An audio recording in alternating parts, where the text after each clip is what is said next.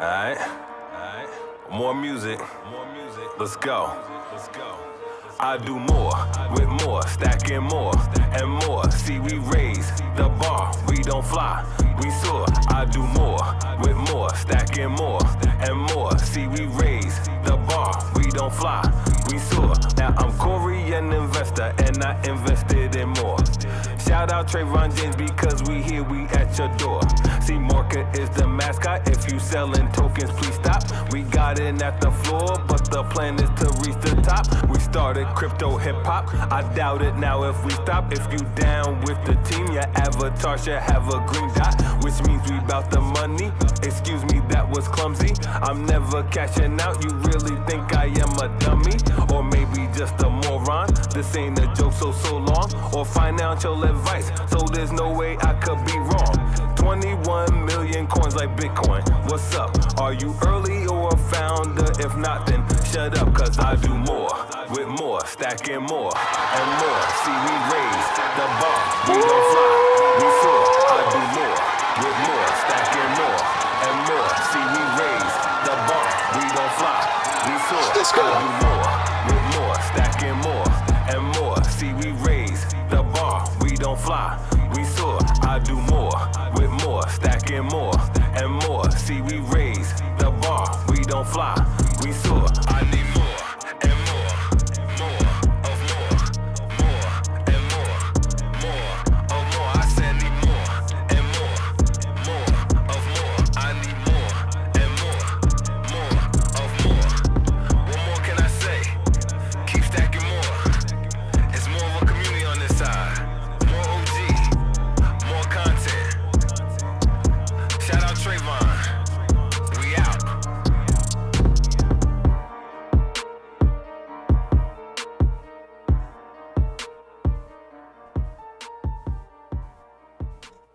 Hey, everybody. My name is Carlos Matos, and I am coming from New York City, New York. Let me tell you guys that I am so excited. I am so happy. I am really so thrilled to be right now sharing this amazing, glorious, super, and exciting moment of my life with all of you guys. And let me tell you that we are really changing the world as we know it. The world is not anymore the way it used to be. No. Be connected.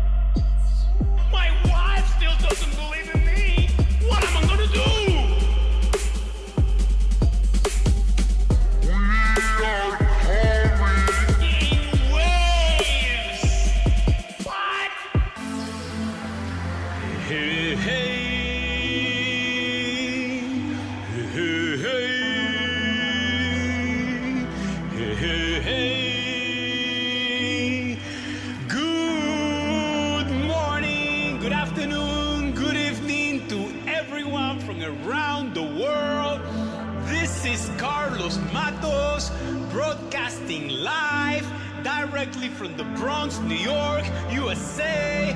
What's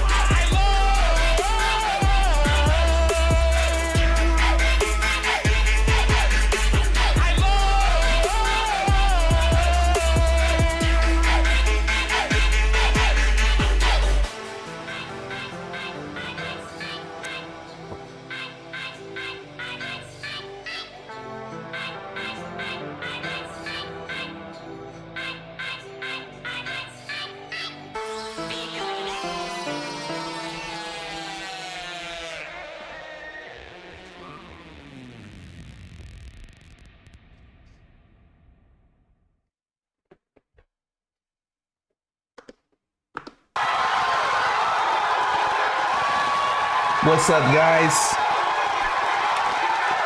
It's me, Trevon James. The 7 years, guys. It's been 7 years. 7-year cryptocurrency veteran, back with another daily video. We'll do it live. Do it live. We got none other than Mr. Jack Levin in the building, I think. He said 12. It's early over there. Apparently he's in Hawaii now. So we're gonna put his feet to the fire. Should be here in about 20 minutes. I wanted to go early because I got some stuff I need to talk about, all right? We got some stuff we need to talk about beforehand. Some stuff we need to actually shield. Let's go ahead and jump into all that stuff first. First off, more PFPs. This is the greatest thing ever. I mean, you guys are laughing. One of these things is going for, let's see, which one was it? It's this one. 1,000 USDC. Oh, that's the bid on this one right here. We got 0.1 on this one, 20 on this one. So some steals in here. 20. Looks like there's a 0.05. It's 0.02. Yeah. You got 5 days, guys. Hurry up. Don't forget. I mean, you might want to put a bid in just in case you forget. Okay. You never know. I mean, some of these other ones that people might not want as much, there's more tokens encapsulated in each one of these. It's never been done before, guys. Never been done. You get the NFT, you unlock the more tokens by importing a private key into MetaMask. It's really easy. Just ask me. It's easy. Just import the private key into MetaMask. It's like 2 clicks. And withdraw the more tokens. Don't use the wallet. I mean, that would be pretty stupid. Don't do it. Because I may come back.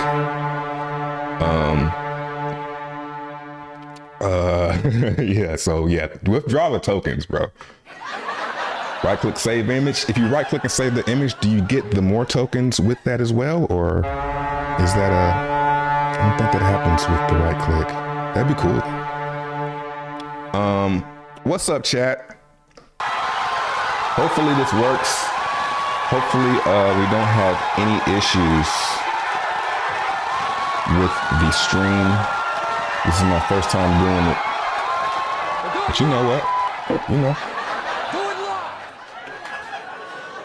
So we're gonna wait for that text to come through. What up, Jalen? Crypto Rich. Crypto Mance, Alex, Candace Blanton, Audit Press,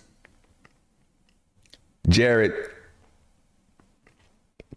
Quano, Number of Things, Money Jam, what up? Small Town Crip, HSS, M21 Photo, welcome, Bullish, Chanaba, Saros. Yeah, get your questions in. Like, if there's something that you really, really want to know, I'm going to ask it.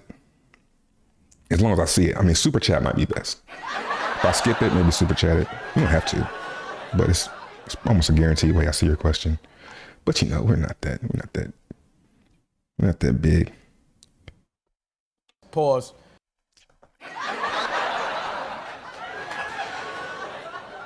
T Stout,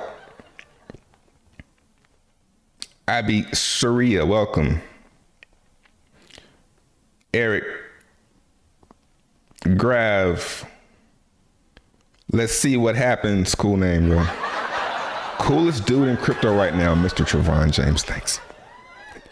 That warms my heart. See a millionaire. King T, what up, deservedly fighting? Funny comment. What up, Spencer? Tarson.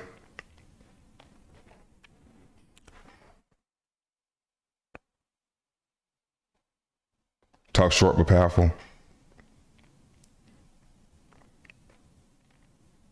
What up, Corey?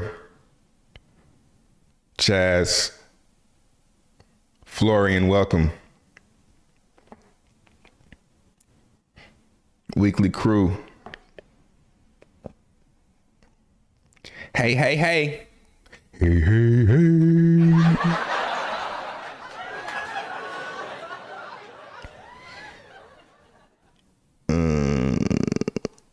All right, let's get into some charts. That's what you all came here for, right? That's not a joke. My charting is, look at that. I'm trying to tell y'all, man. I'm either from the future and I forgot, or I'm from the future. There's no other option. So like we thought, Ethereum's pretty bullish right now. Short-term bullish. I'm so used to saying bearish. Like every time I'm going the bear. That's how crazy it is. You know we at the bottom, at least a temporary one. So we're breaking out here. Like we were watching yesterday on the hourly, right? We were watching this bearish cross and we wanted to see price get back above and pull the moving average back up bullish, and it did it. Good job, man. Good job. You really pumped that thing. So we got a bullish cross here. Wouldn't recommend chasing. You missed it. It's okay. It's a lot of red candles. There's red candles all the time, man. Just wait for one, okay? So we're coming into some resistance right here. Let's see if we can keep it going. What's today? Wednesday. Let's see if we can close the week above 13.5. It's like a drug dealer. Let's go to the higher time frames here. Pushing into the 34. Yeah. Let's see if we can get to the 34. I mean, this is pretty bullish. Usually when we get up in there and kind of start locking it in, we can get things to turn around. Let's see if we can get these things to turn around here. Get this bullish,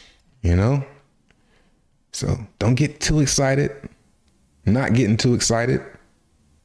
Because even if we break and go through all of this and go bullish, we still got to get through here, right? So, I mean, but it would look pretty strong doing that. So no matter where that happens at, no matter where this bullish cross right here happens at, it's going to look good. Especially if it happens and we're really close to this. Like if the cross happens right here, oh man, that's going to look really good. But over here, it might. So it's kind of like the longer it drags out, the longer we chop and get people, oh, fuck. Oh.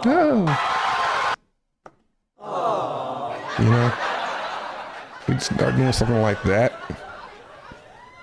Make another triangle.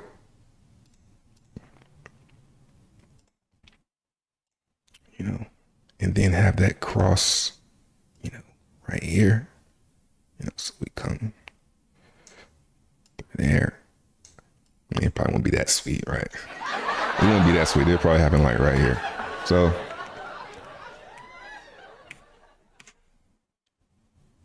yeah, let's leave that there.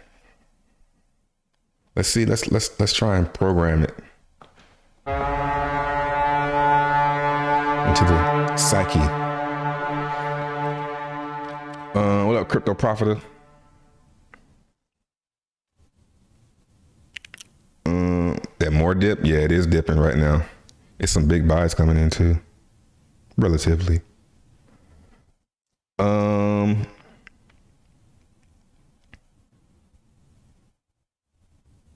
NFT? Yeah, put question. Question. I need a notepad. Oh, here you go, right here.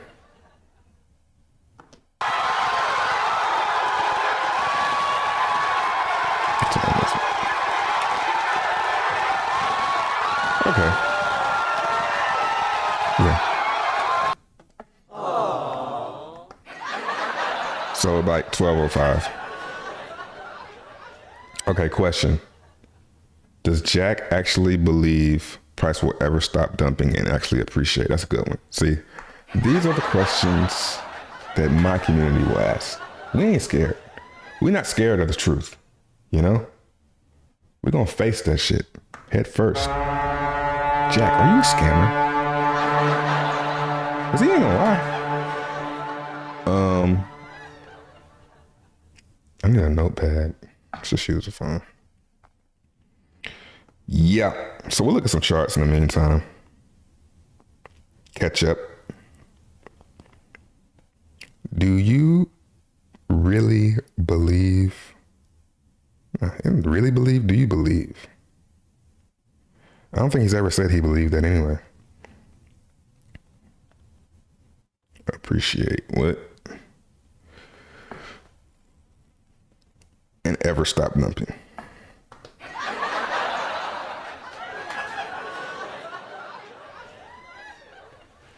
Thanks. Let's see what happens. Good name. It's the perfect name. What up, Mr. Dolo? Super chat. Appreciate the 5X Jack. Why he thinks PulseChain is taking so long. And maybe, yes.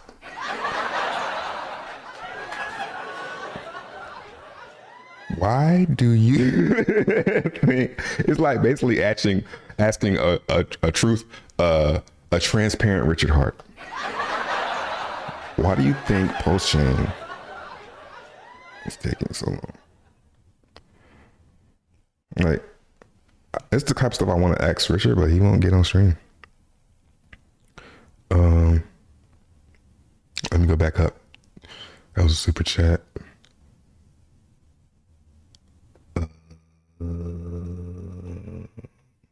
Let's see, where we at?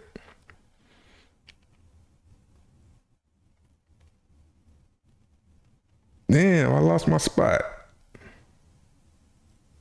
Excited for the stream? Yeah, me too. Hopefully we don't have any.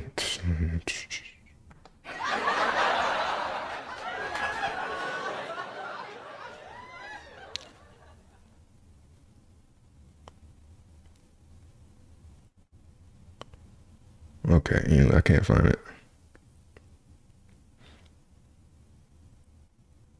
I only wanted to be slime like Nickelodeon, bro. Come on, man.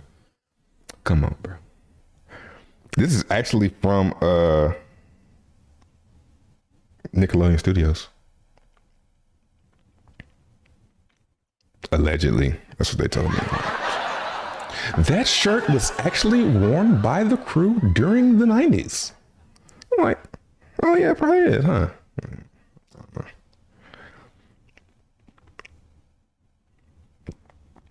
Wins NFT. I mean, I got that one. We already know that though. Okay, I caught up. All right, I see where I'm at. Oh, no more.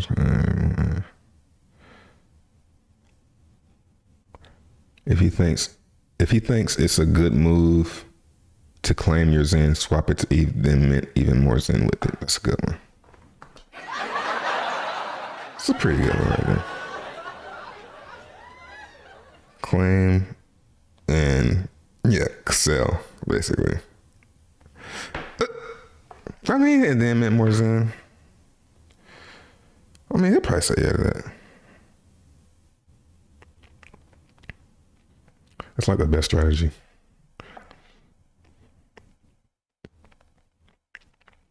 Or the question that I'm wanting to ask, I don't really have anything that I want to ask. I figure I'm just going to talk and then I'll right away and it'll pop into my head. I didn't write any questions down. Wing still exists? Yeah, it does. I think it was pumping the other day, actually. I don't have any though. Yeah, collab with Bet. Yeah, that's how I seen it. Yeah.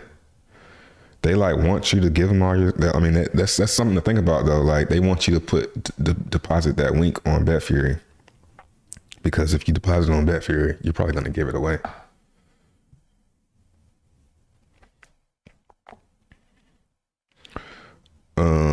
I see, appreciate it. Bottom is behind us. Yeah, man. At least on ETH, it's looking like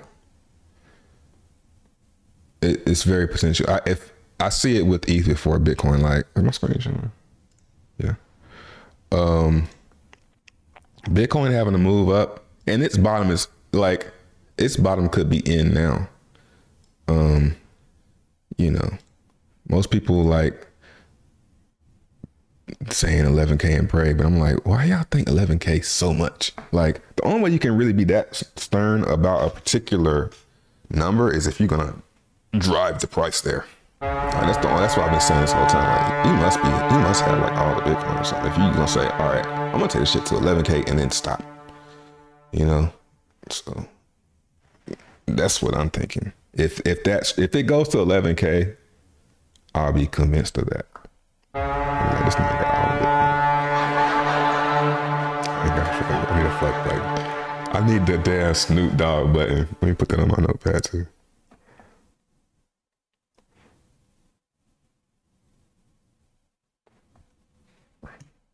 Fuck. I don't know. Crypto Bruh said that though. The bottom is behind us. Damn, must be going lower. I mean, the bottom behind is like, you mean right here? 15? I don't know. I think Bitcoin, I actually do think Bitcoin's going to go lower. Being like, looking at how ETH is doing. Yeah, but if it doesn't, it's going to be like, it's so easy to see. So, what's this? Daily. All right, yeah. So, Bitcoin is doing this. That's like I say, I think we're going to head up to here. At least almost to here. And will we get rejected? I mean, we're a long way away from here. So we're really due to have some bullishness. ETH hasn't had its low, so maybe it's lagging. That could be a thing too. It could be lagging. So ETH could be like right here. And ain't no problem, bro. Ain't no problem. It's all good.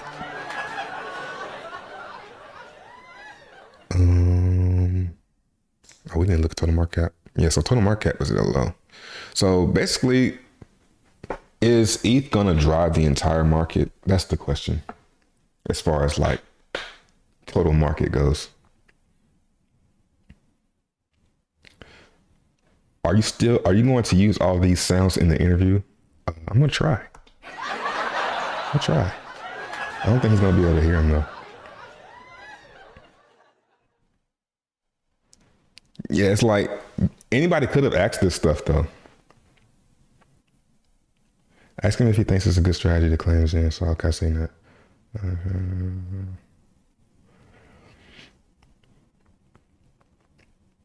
You should copy the questions to a chat desktop. Yeah, I should do that. I don't be feeling like clicking on stuff and like digging for it. You know? And sometimes the stuff pops up on here and be like, man. Like if I click search right here, it might pop up over here. You know, still you gotta do some work. You can't run. See? Here are your private keys. No, I don't have my private keys, man. I'm never doing that again. All right. Yeah, don't do that. Especially at the streamer. But that never happened. They just can get into your shit, you know, in ways you just wouldn't think they could. Yeah, let's do that. We'll cut, you know. Asking about Popcorn having admin keys and how, yeah, let's ask that. That's a good one. I meant to ask that one a while ago. Appreciate that. And see.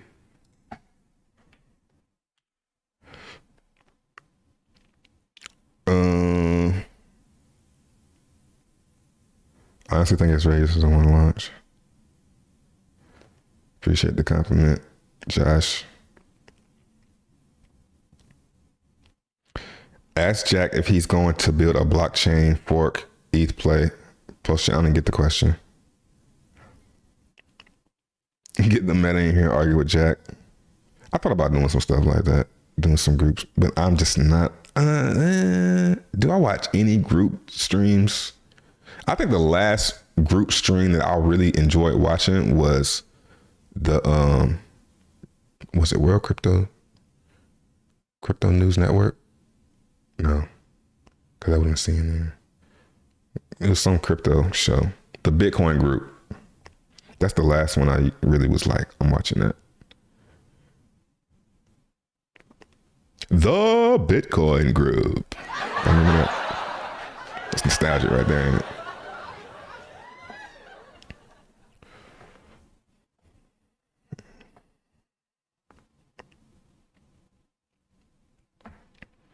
Does the burned Zen for the Zen NFT act the same as when Zen is burned for staking, or is it gone forever?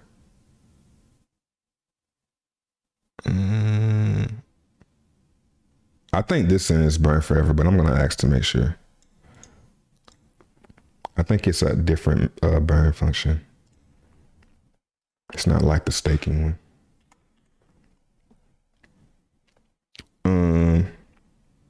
Richard Satoshi has all the Bitcoin. I mean, if I secretly had all the Bitcoin, would I be like that? Probably so. I'm like, y'all niggas don't know shit. I got all the Bitcoin, they don't even know it. Walking around with bags. What you gonna do? I'm the first trillionaire.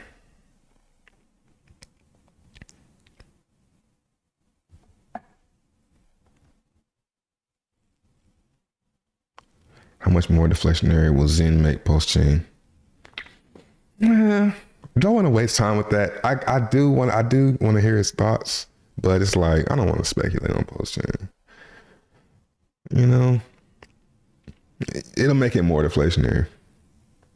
Like I'll say that, yeah, it'll make it more deflationary.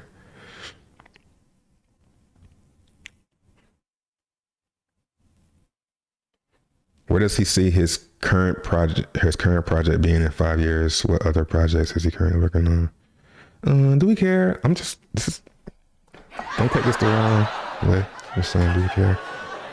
Where does he see his current project being in 5 years? What is he gonna say? Do I already know what he's gonna say?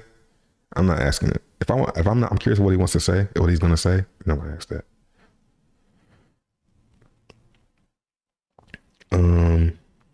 Yeah, we should try and do this. I mean, I wonder if he would do this. Richard, if he would do this, will he answer whatever question? I'm gonna ask him. Now that's in like 5 minutes. He should be on like, he said he'd be on like 5 minutes. Or really 1 minute. Let's see.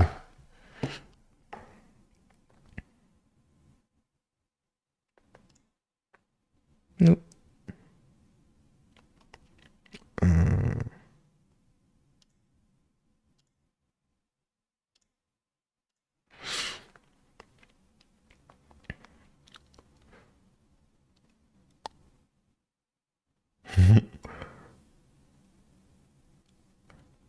Yeah, the eight years thing is definitely the his like trump card. Like it's an 8-year thing. Like I'm telling you, I'm not pulling no punches, bro. I'm like, nah. Are you just saying that?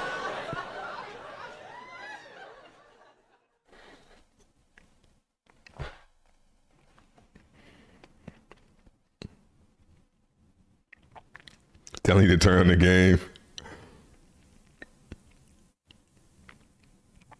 I should. Good old NVIDIA telling you to turn on the game. I just seen it like that, okay.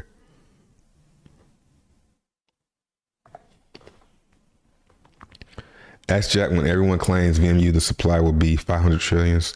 You know, I got a better question. I don't know what you're saying. But I get the gist of your question. I do want to know that too. Like, how you calculating the number for that? Supply of 500 trillions. I don't know what you're saying there, but I copied and pasted it. Zen needs to nuke some of his damn supply. Hey, that's kind of what Zen NFT is about.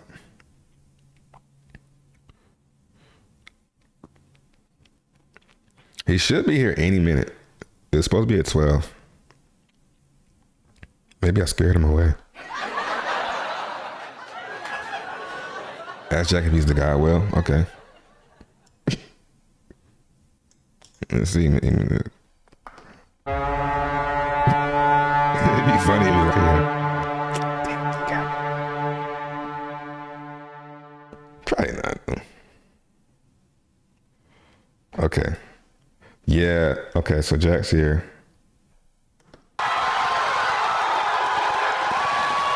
There's that guy.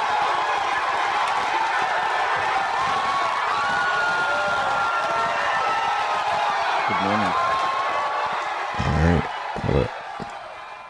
Wow. Got you, bro. What's up, Jack? Can you hear me? Hey, how's it going? So I guess I won't be able to see you, huh?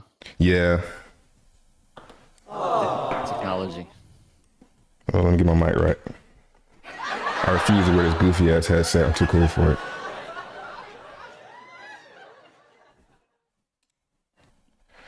All right, what's up? So, we got Jack here. Kind of starstruck. Where do we begin? Why don't you tell everybody about yourself? Well, you know, I'm here for one thing. Yeah, I'm here for the horn. I gotta put the headphones on. I can't hear you. I'm here for your horn. The that noise that you make whenever you say something, you know, cool or something, you make that horn noise. Yeah, you can't hear it. Yeah. I can't hear it. Yeah, I figured you could. I can hear All right, you let's though. see.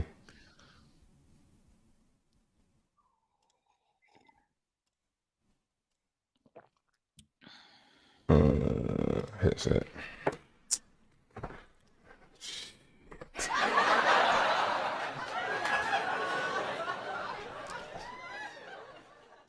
Hold up. It's still not playing through the headset. Hold on.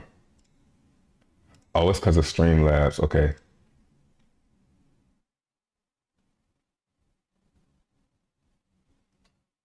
Audio speaker. Say something. Hey. Nice. Testing. Let's get it. So yeah, for the people that don't know you, just go ahead and tell them who you are, and we'll go from there. You mean you didn't tell him? I mean, they know, but I mean, they might be some people that don't. Sure. Yeah, future. early Googler, was in Bitcoin in early 2010, 2011. Mined Bitcoin Oh shit. just for fun. Was buying a little bit of Bitcoin at about $1, and just gave most of it away to my friends over the years. After Google and Bitcoin, obviously. Did you keep any of the Bitcoin? No. You don't have any of it. I mean, you didn't keep any of it. Nothing. Yeah. So what? Yeah, I just figured something. You know, there are other things to do better. Yeah. So through the whole all the crypto, you didn't keep any. You did you buy any more, or did you?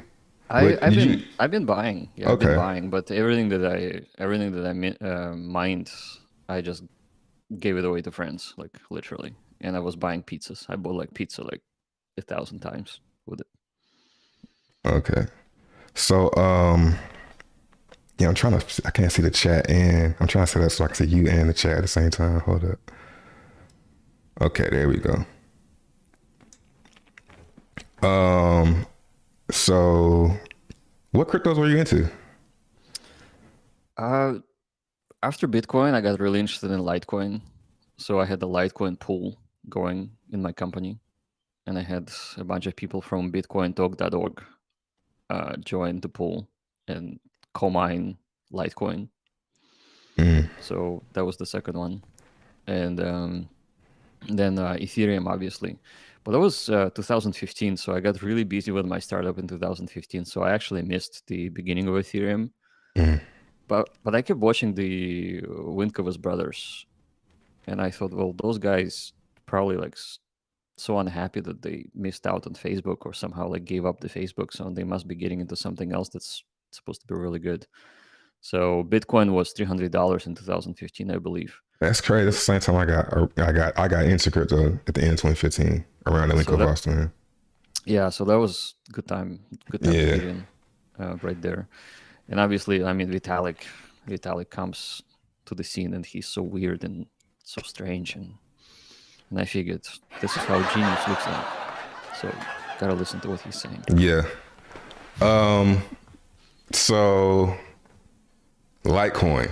Let's go back to Litecoin. So I guess people are just. I guess we're just really trying to see, like, you know, I don't like that word. I don't like that. We ain't trying to see shit.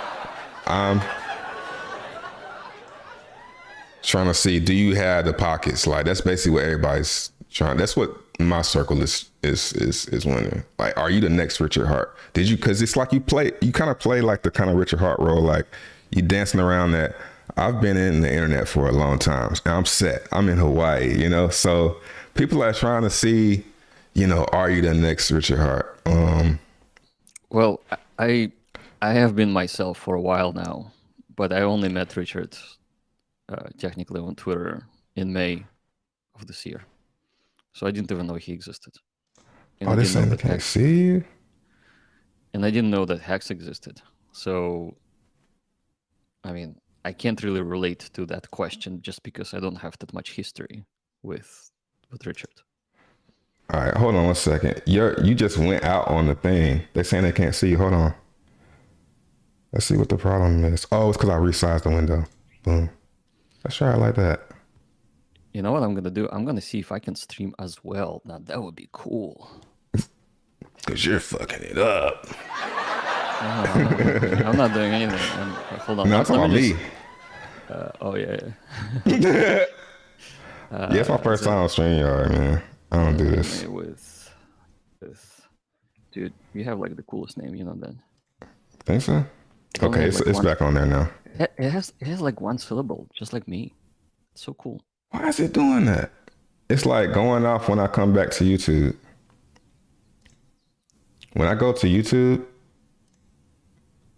to look at the chat, it takes you off the screen. That's basically what's happening. I'm trying to figure out. I hope you're not on. Yeah, I hope you're not on Windows. What? I hope you're not on Windows. You're on Mac, right? Windows, what's that, man? Windows, yeah, what's that? Yeah, I stream from Windows. But everything else I do Apple. But you hear about the Apple and Twitter? Apple and Twitter, yeah. There's beef there, right? Yeah, that's kind of scary. What do you think about that?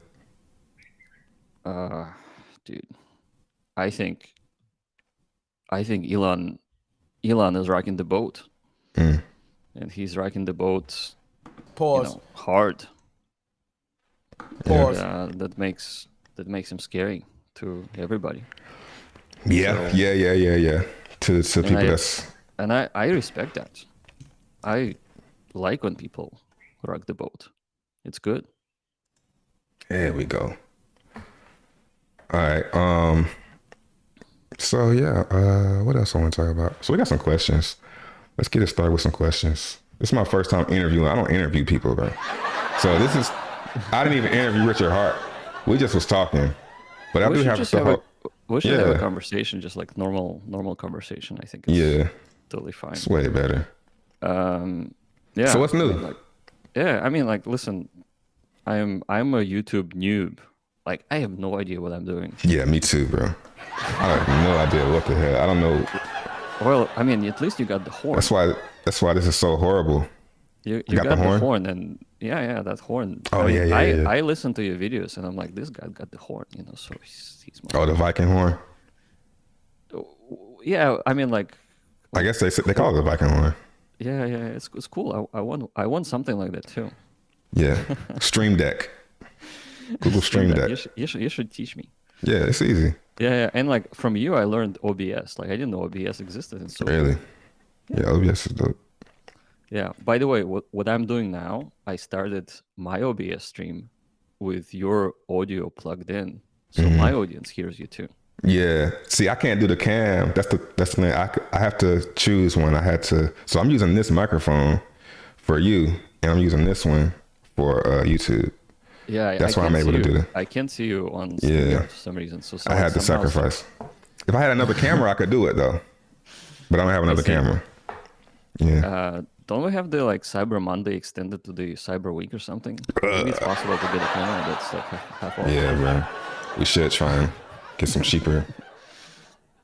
Yeah, yeah. But anyway, yeah.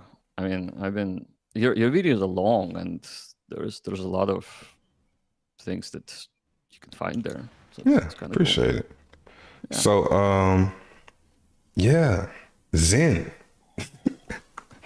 Everybody wants to know about NFT. I want to know about NFTs. Dude, I want to know. It's like about this is where the problem is coming. People want to ask questions, but it's like I don't want to ask. It's kind of weird for me because I don't really ask questions through people. So I'm gonna just ask things that I care about. I was gonna take questions from the chat. Maybe I will at the end, but it's like I don't want to act like I want to know something. Like I want to know this stuff. I don't really.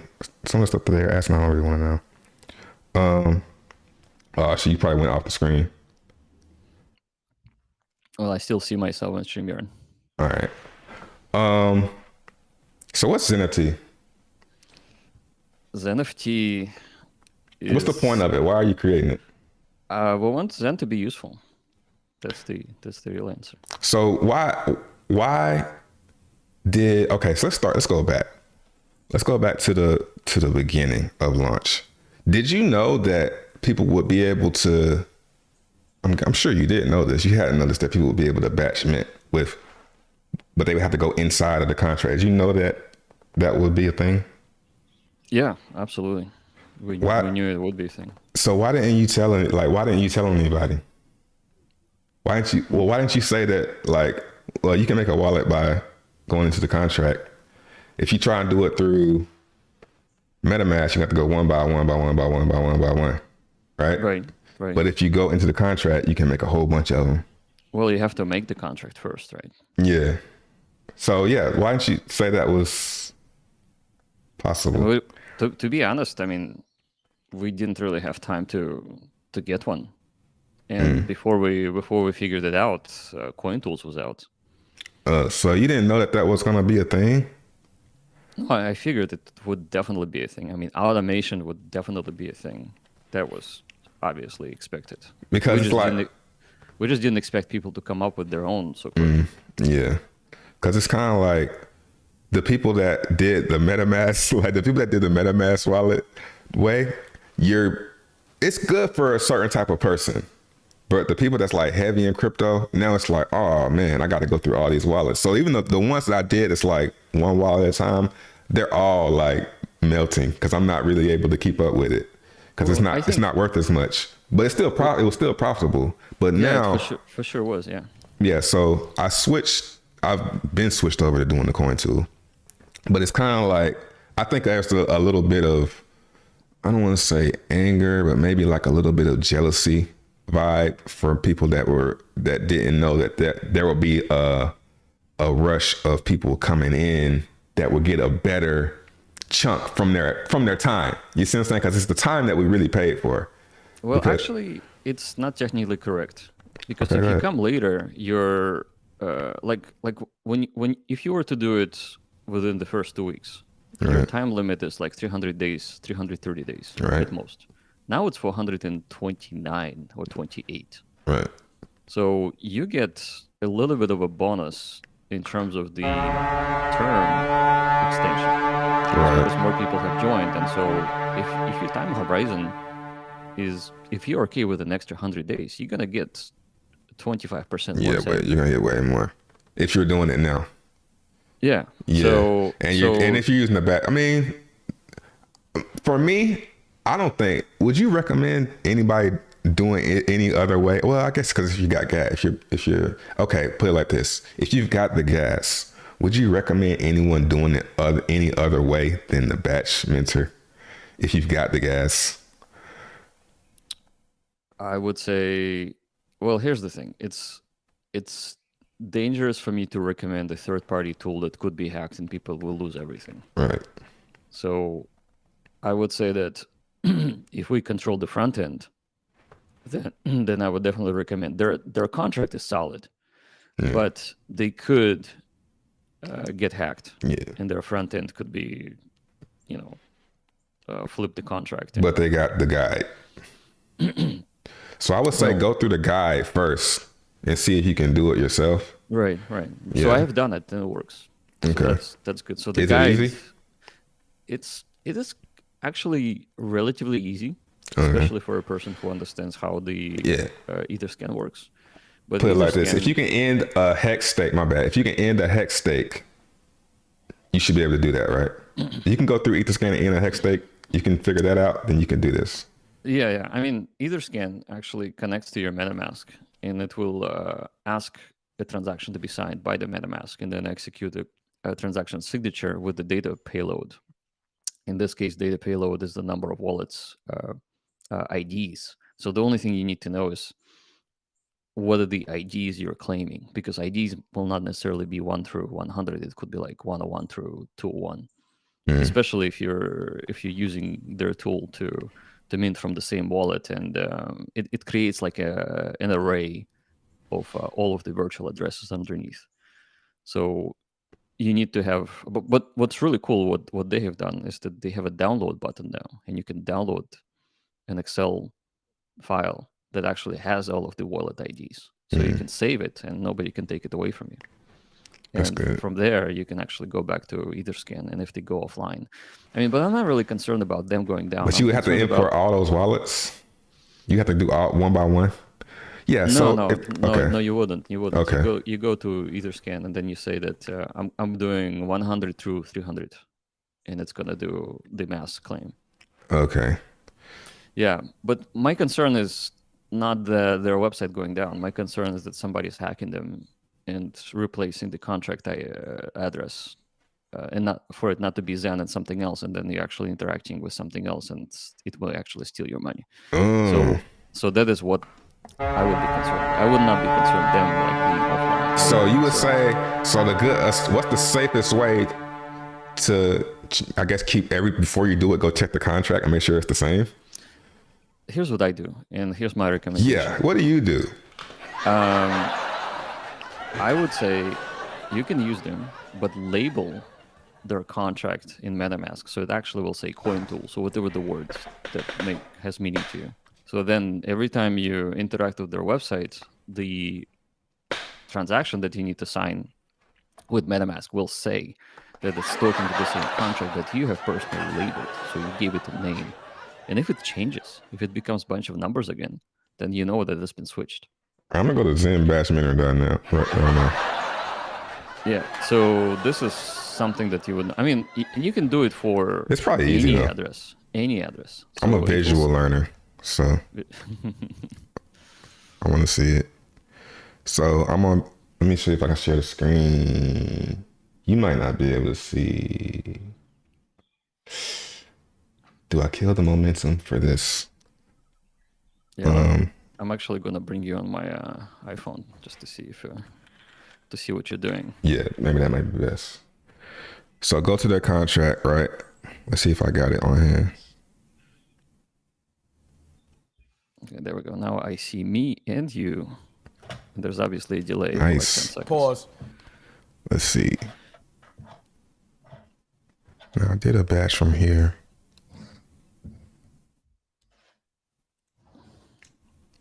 Because that's scary what you're saying. Like I didn't like that's the problem with me as far as like knowing what's possible. You know, I'm able to create, but it's hard for me to create because I'm not sure of the possibilities of smart contracts. Like I didn't even know that was a thing. I'm sure a lot of people didn't know. Okay, so I got the contract. Yeah, so the possibility is that the only thing I don't like about Coin Tools is that it doesn't have Zen contract in code. It actually receives the Zen contract address from their webpage, which means that, and I know why they did it. They did it because they used 10 different chains. And so it kind of makes sense that the webpage dynamically selects which chain to use. Okay, so I got it pulled up right now. Okay, so what would I got the contract copied. What would I need to do? So in your MetaMask, hold on one second. Let me open my own so that I know how I done it.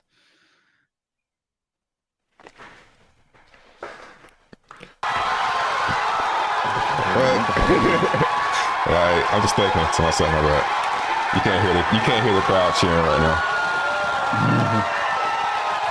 So the crowd actually can talk to you over OBS, or how does that work? Nah, I'm talking about my button, the crowd cheering. Okay. Okay. Yeah, listen, I don't remember how to do it, but there is a way to name the addresses. I'll So Google it. Oh, you're talking about naming the address? Yeah. Once you name it, and you can say. That's a way simpler way to put it. Got you.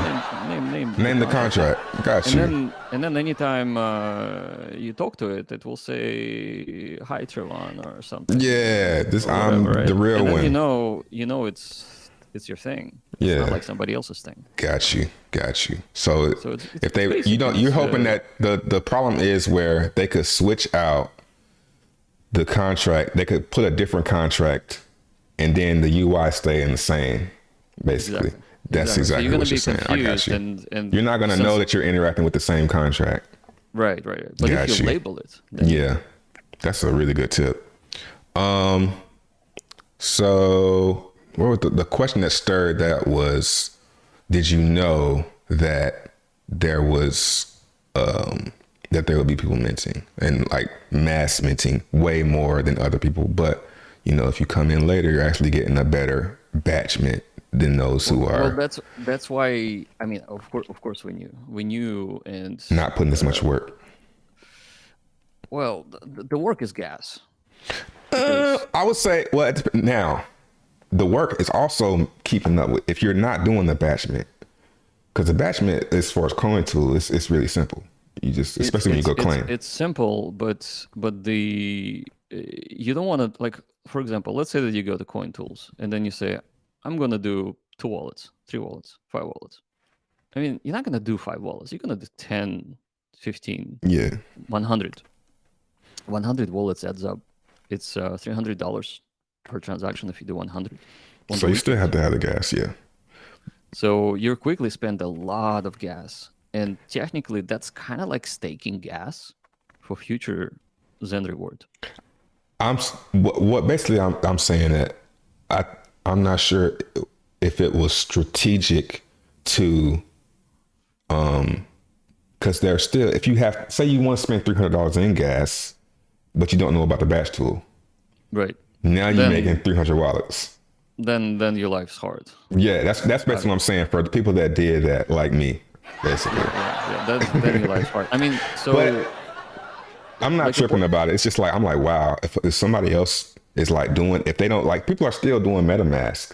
Like, I see people saying, yeah, I got a wallet coming out. Like, they just started. It's people that's in my Telegram. You're in there, and they're just now starting to warm up to the thought of doing CoinTool. So they probably have a ton of wallets by now, So that's what I'm really thinking about, because it's like, me, I'm probably going to just, if it's not worth it, I'm probably just going to ignore it. But I'm glad that I switched over to doing the batch mint early. You see what I'm saying? Sure. Well, you're kind of like an OG in this regard. Yeah. So kind of. But there's other people who are learning. Yeah, more savvy.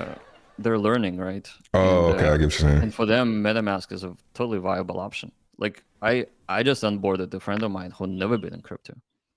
Yeah. And it was good to show him how the MetaMask works on his phone. Like, he never had it installed. Like, we played with the seed phrase, and I told him why it needs to be on paper. Mm-hmm. So that definitely worked as an onboarding process. And so the function of getting noobs and no-coiners on is definitely working. Now, we did obviously think that there would be degens and OGs that are going to pile in. And that is why the reward amplification formula works the way it works. Is that if you're a noob and you have just one wallet, but you're early enough, and then a bunch of OGs pile on, you get more rewards. Just because the C rank difference. So it was that's the safety mechanism, you would say, to the batch. I wouldn't say it's safety, but it's definitely balances out the participation. So and we also we wanted it to be opposite of Bitcoin. Like, specifically, Bitcoin actually punishes older miners with difficulty as the new miners join. So if 2 miners are mining and then 2 more join, now the difficulty goes up twice, and so they make half, which is how Bitcoin works. Now with Zen, you're logarithmically increasing the rewards based on people you invite. So you're never feeling like you have to do it and don't tell anyone else to do it. Yeah. Because that's kind of how I was actually feeling this whole time. Like, I'm kind of feeling like, do I really want to talk about this? Because it seems like it'll kind of mess it up, but not really. It's not. Yeah. It's like the C rank. It's an incentive, but the C rank isn't. That incentive isn't really. It's not as crazy. Well, maybe it does. I think we're just probably early, so I probably can't see the tail end of it. Of inviting people over and over. So maybe that's what it is.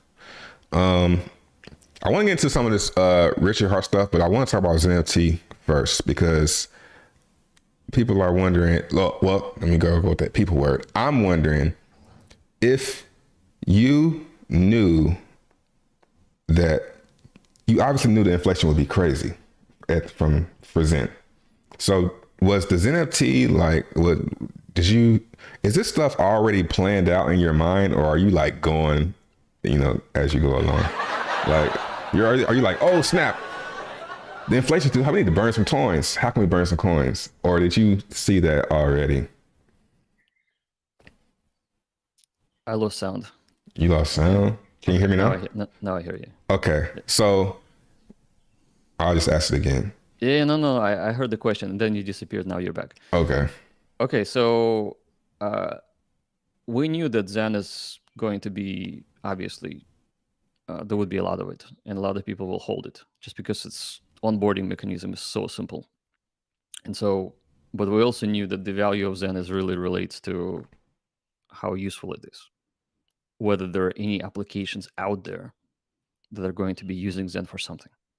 And so we wanted to make a ZenFT for 2 reasons. Obviously, to consume a lot of Zen, but not get paid at the same time. So like, in other words, a lot of NFTs out there, people sell them. So this is one of a kind. Well, I wouldn't say one of a kind, but definitely a rare kind that people mint for themselves. And the contract gives you the ZenFT as a reward. And you need to acquire Zen. So there is a value transfer that happens from Zen to the ZenFT. And also you have to either buy it or mint it, and therefore create buying pressure on Zen. And so buying pressure is marketing. Anytime the price rallies, everybody's so excited, and there's more people joining the mint. So when the price went up 8x a couple of weeks ago, the minting process just went off the charts. Like, the website's traffic quadrupled, and everybody started minting more and buying more. And so rallies are definitely helpful. But going back to the question of inflation, so I actually don't believe in inflation. Okay. I believe in user creation. So I see where you're going. So the number of zeros you have at the end of your supply amount is kind of irrelevant if you have just few users. Oh yeah. Now, if you have 100 million users or 200 million users, which is a lot for crypto, then the actual decimal point where what you call 1 Zen or whatever, right, is irrelevant because it's just a number. But if Zen is equally distributed, which it is now, and you can look at the Etherscan and you can click on holders, and you can see that the biggest whale we have is 1% holder, like literally. Yeah. And that's only $60,000. Now, which is awesome. Before I forget, let me ask you something about that. So we see the biggest holder for Zen has like, whatever you said, and it's an exchange probably. Let me go look. No, I'm skipping exchanges. So I'm okay. Well, okay. So let's talk about the exchange. Let me just say this. Let me ask about this. What your thoughts are? Gate.io has 17.1% of the full supply. Right. And then Huobi number 12. I get that it's to all the users. I know that part. But what my concern is, what about if there's some type of, this is still a wallet at the end of the day. Did you think about that? Like the fact that, let me show the screen. the fact that, I mean, this percentages seem to be going down. I can't really Yeah, remember. they're gonna be diluted out. Yeah. Those guys. They're But gonna in be the diluted out. meantime, are you worried about like one of these getting hacked? Because I mean, MEXC, I'm not sure how big of an exchange that is. I know Gate.io is kind of big, Huobi's kind of big. I'm not sure about the It makes you security. space. But that's common issue with all centralized exchanges. I mean, there's more money there than Zen, 100%. Zen is like maybe, 0.00001% of what they hold. I guess there just wasn't. Do you think there was any way that you could have like stopped? I guess there's no way you could really stop that from happening. Yeah, you can't. And in fact, but here's the thing. Unless you just don't know about it. I haven't spoken with exchanges before launch at all. And on day one, they all listed this. And I swear, when I woke up and people told me that this is happening, I thought it was a scam. All right. I thought they were listing some other contract just to, somehow capitalize and sell a token that's not really the Zen token. And then I looked at the contract ID, and it looked the same. And so I messaged them and I said, yeah, I guess you guys launching. They're like, yeah, we want to do an AMA with you later too. And I'm like, okay, let's do it. Okay, so it's back to NFTs. So my original question was, is this like a plug in the faucet? Like, is the NFT burn like a plug in the faucet because the inflation is just too crazy? Are you concerned about it is it going too fast? Like, how many coins do you predict, are you seeing are going to be in the market? Well, so we're approaching 1 trillion. Right. And it's been 60 days. So technically it should accelerate. Yeah. Because of the user adoption. And so it may be 10, 15, 20 trillion per year, potentially, if you average it out. But then the difficulty kicks in. And right now the difficulty is not very noticeable. But every day you actually make like 0.5% less Zen, or 0.1% less Zen, actually. And then the half-life of Zen creation is 4 years. So in 4 years, if you join the project and you start minting, you're going to be making between like 25 to 30,000 Zen, and not 60 and 70,000 Zen per day that you're doing now. So that will decelerate. But I'm thinking that the world adoption will actually balance it out, and we're going to have a steady increase in supply. I'm not sure. I think you're kind of dancing around my question a little bit. I'm asking, is the ZenFT burn, is it a reaction? Are you reacting, or was it like? I'm not worried about the Zen numbers. And like I looked at Shiba, and Shiba has like 500 trillion of tokens, and they're still in top 7 or top 8. And they have a community that's very solid, and they're definitely doing cool stuff. I don't like their launch, and I don't like that Ray Boshi, whatever his name is, like holds a lot of it. So, but yet it works. And so, but yeah, to answer your question directly, whether it's a reaction from us, I don't think it is, because we always wanted the applications to be there to actually consume Zen. Now, if you think about it, the proof of burn mechanism has been implemented within Zen from the get-go, right? So the code to burn Zen existed. Yeah. So it isn't like we're burning Zen with some other method. Like, we're not throwing it into the fire with another contract. We actually had the proof of burn, and we actually talked about proof of burn NFTs even before we launched. Yeah, so that's basically what I'm asking. Is like, was this an idea? The ZenFT thing was in an idea before, or like, because you're gonna need some. I mean, you don't need to burn any. You can just let it keep on. If super. So burn is just the bonus. Burn itself equalizes the market forces on people who are not participating with NFTs. in the NFT marketplace. And there are people like that. I mean, some people are exclusively NFTs and some people are exclusively ERC20. And so if you're an ERC20 person and ZenFT's project launch is a success, two things happen. Number one, gas spikes, minting stops. That's bullish for Zen. So if you're a holder of ERC20 Zen, you can potentially sell higher if you wanted to. That's because of gas. Number two, the supply gets vaporized, which is also bullish for you as a holder of ERC20 token. And you haven't even touched NFT yet.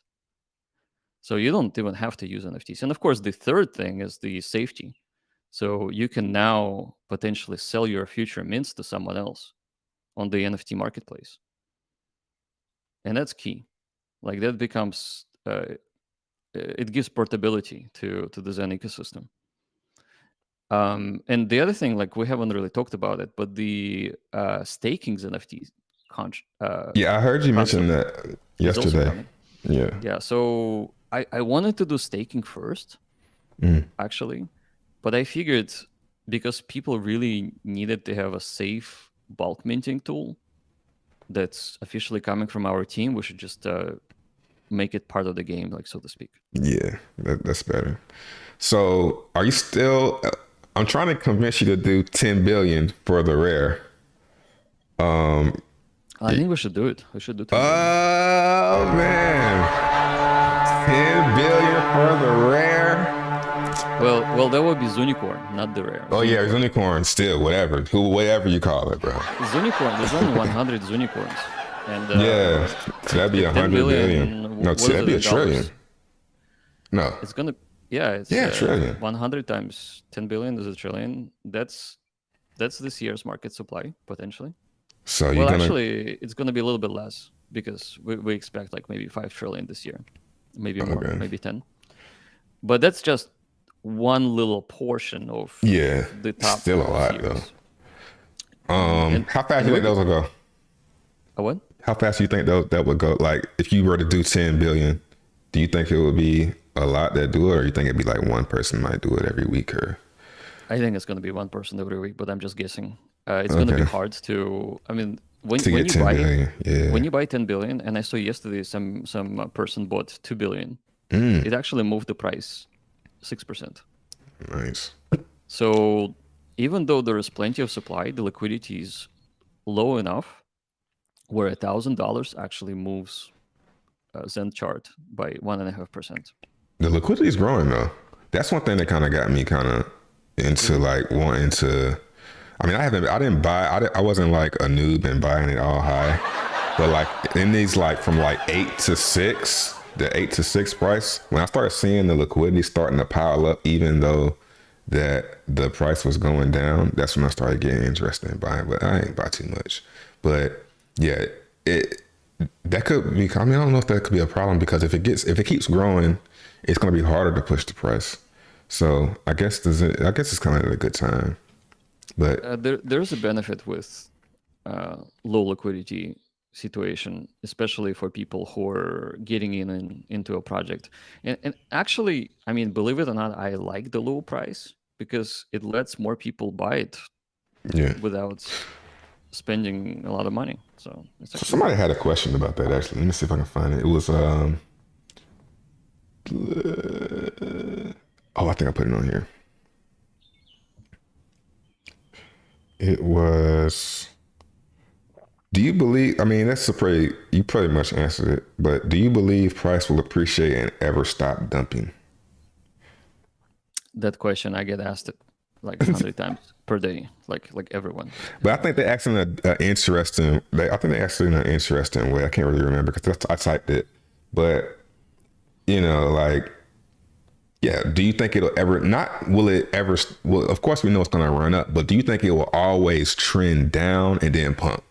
Down, new lows, and then pump? Do you think it's going to be like that? I think that's what they're asking. Always new lows, but like these run-ups where it's like, wow, I'm glad I did a mint. Do you think that's going to happen? Or do you think it'll be an uptrend? I think in the bear market, it may be trending down for a while, just because it's like the low of the land. And there's fears rallies just because certain interesting events cause things to pump. Like, for example, NFTs the release. If the gas becomes unattainable all of a sudden, Zen's gonna pump, right? And I think with FTX, remember FTX a couple weeks ago, like Zen's actually That was pumped. nice. Yeah.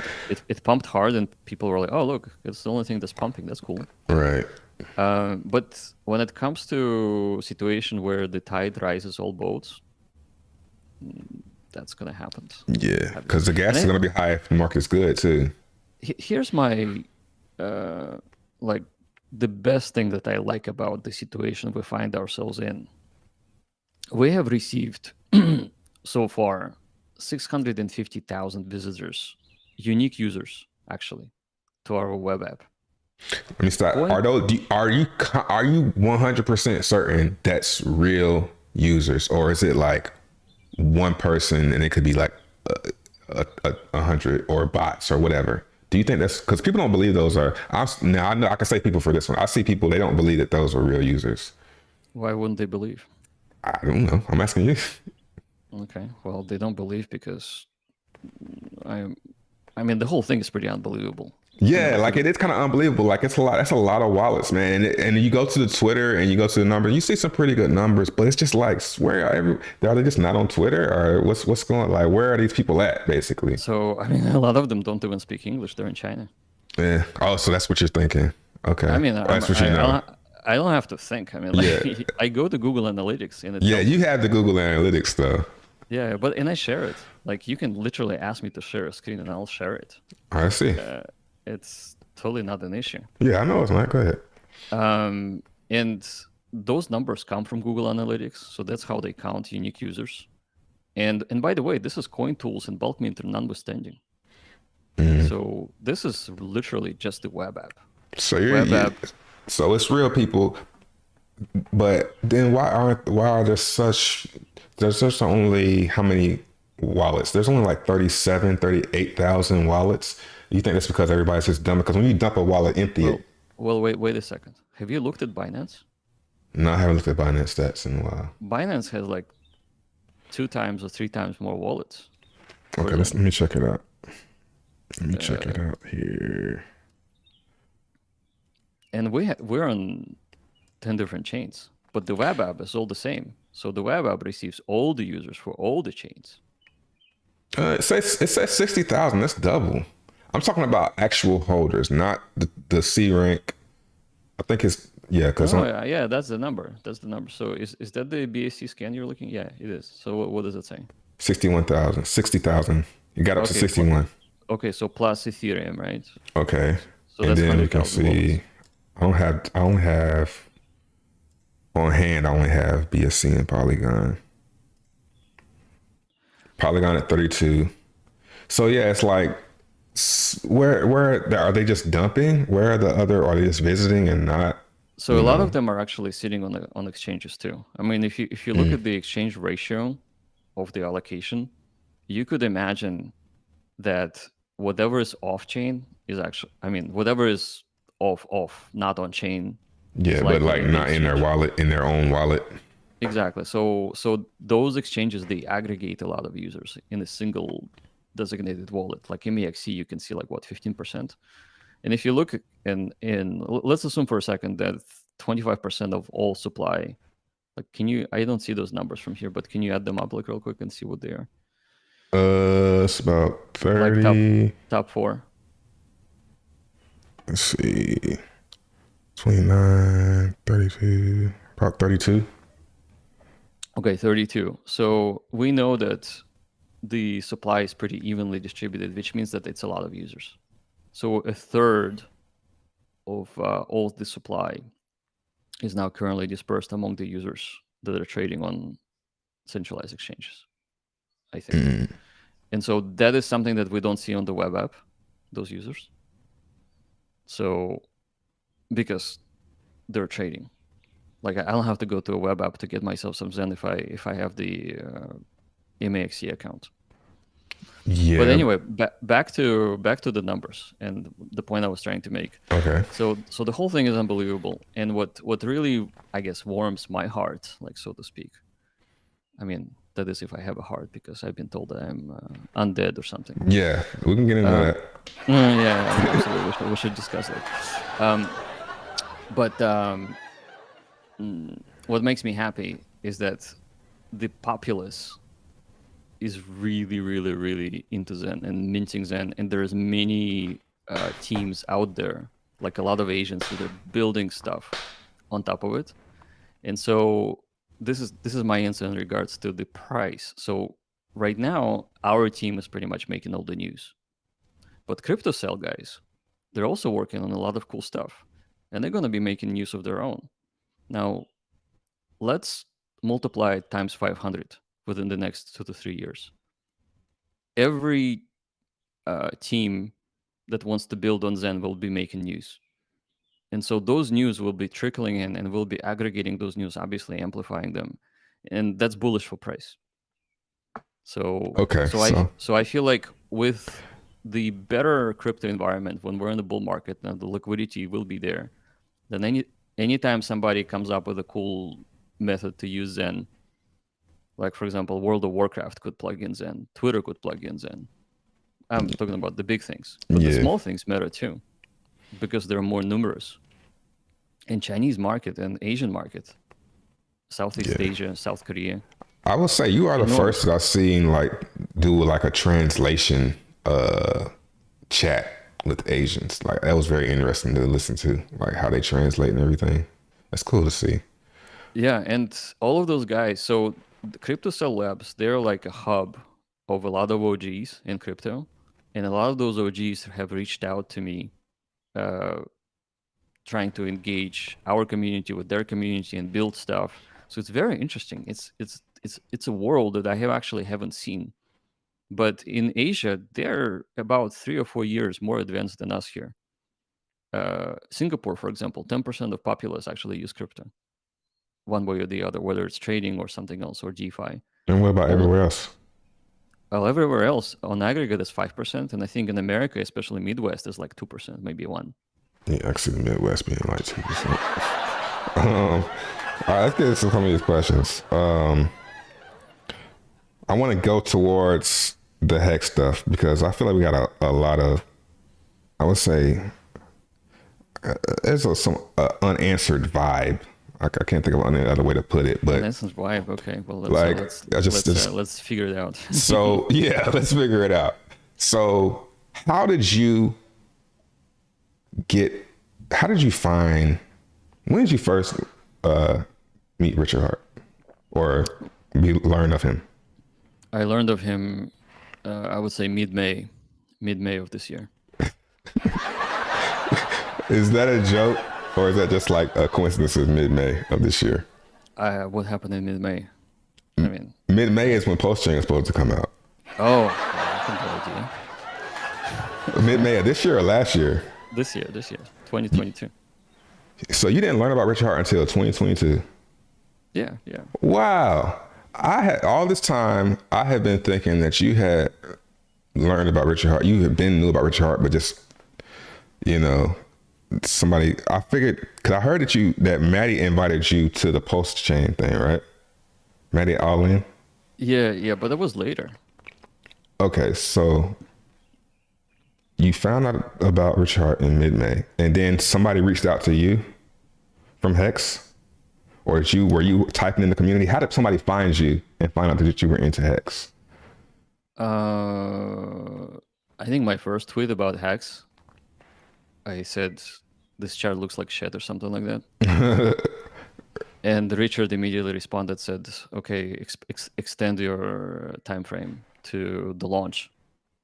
And I'm like, oh, okay, so he wants me to show all-time lows and then go from there, which is fine.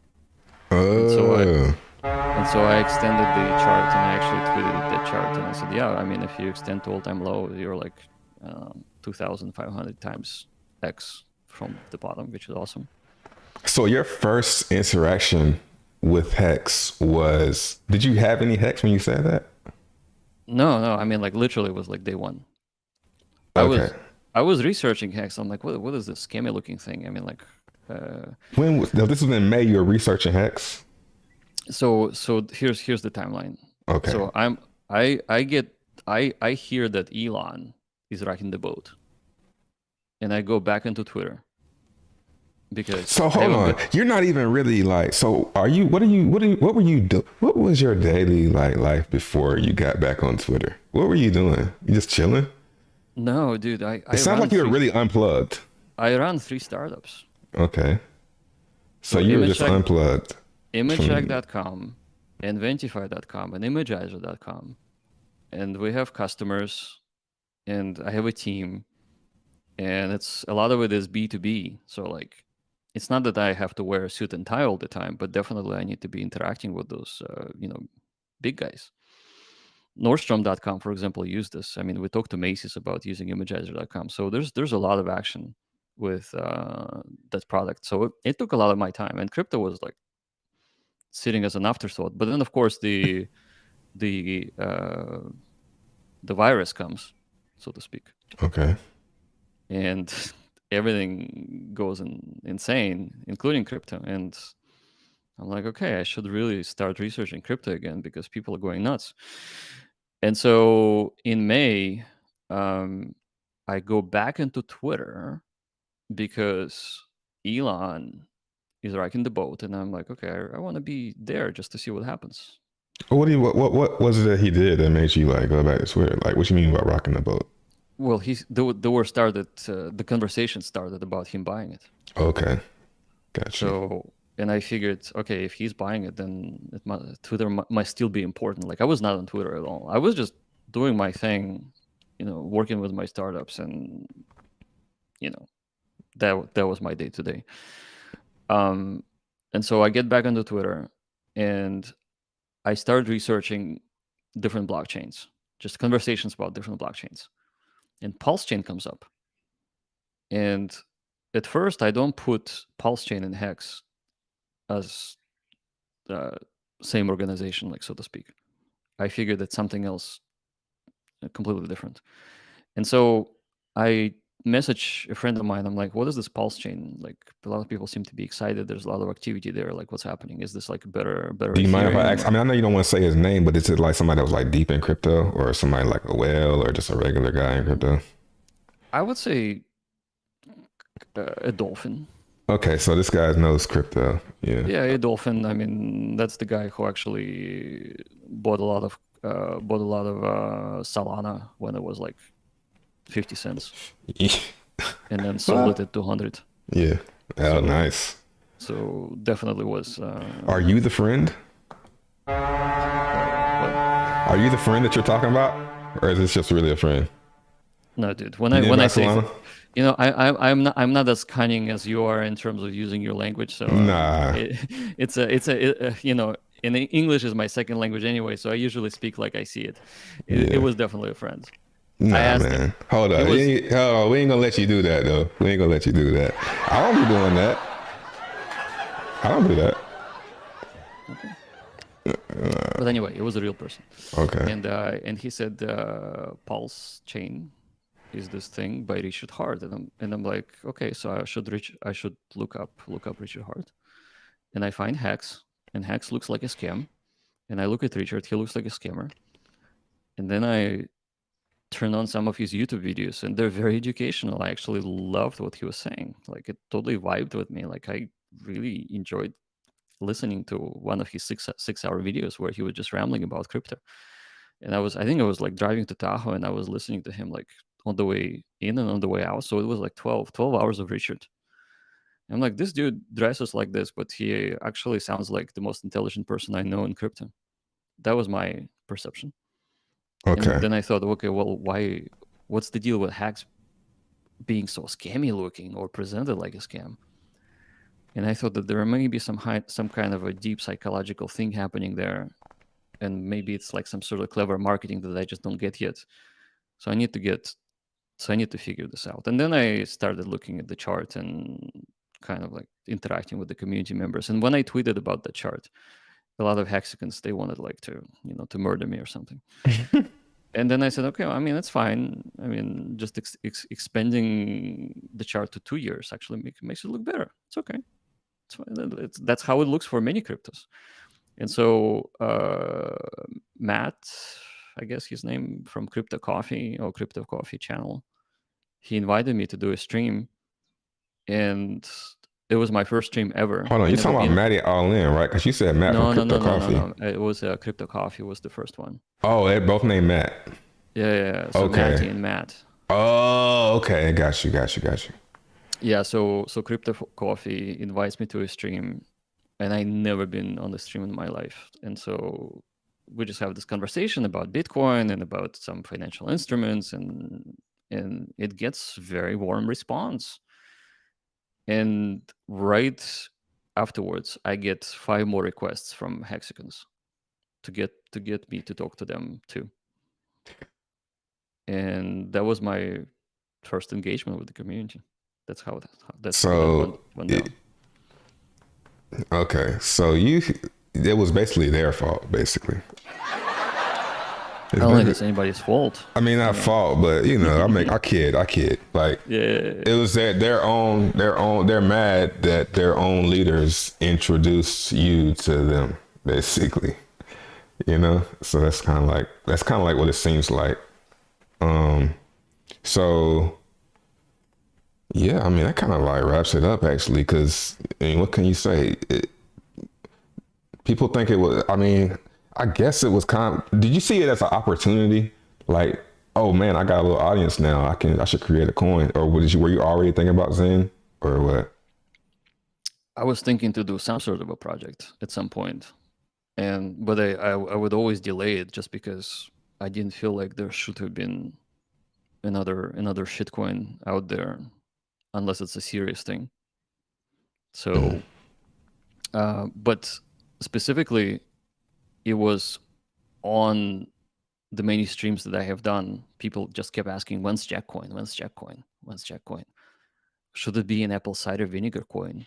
Yeah, you kind of, man, that was kind of awkward. I mean, I didn't mean to say that, but man, I saw that, and because at first when I was first watching the interview, I was already kind of like, maybe I just was kind of mishearing it, but out of all the people I watched Richard Hart like talk to, you were the first one that he seemed like he respected going into. Like, everybody else was like, to him was like a pleb. Because I've been following Richard Hart since 2016 when he was doing the Bitcoin group.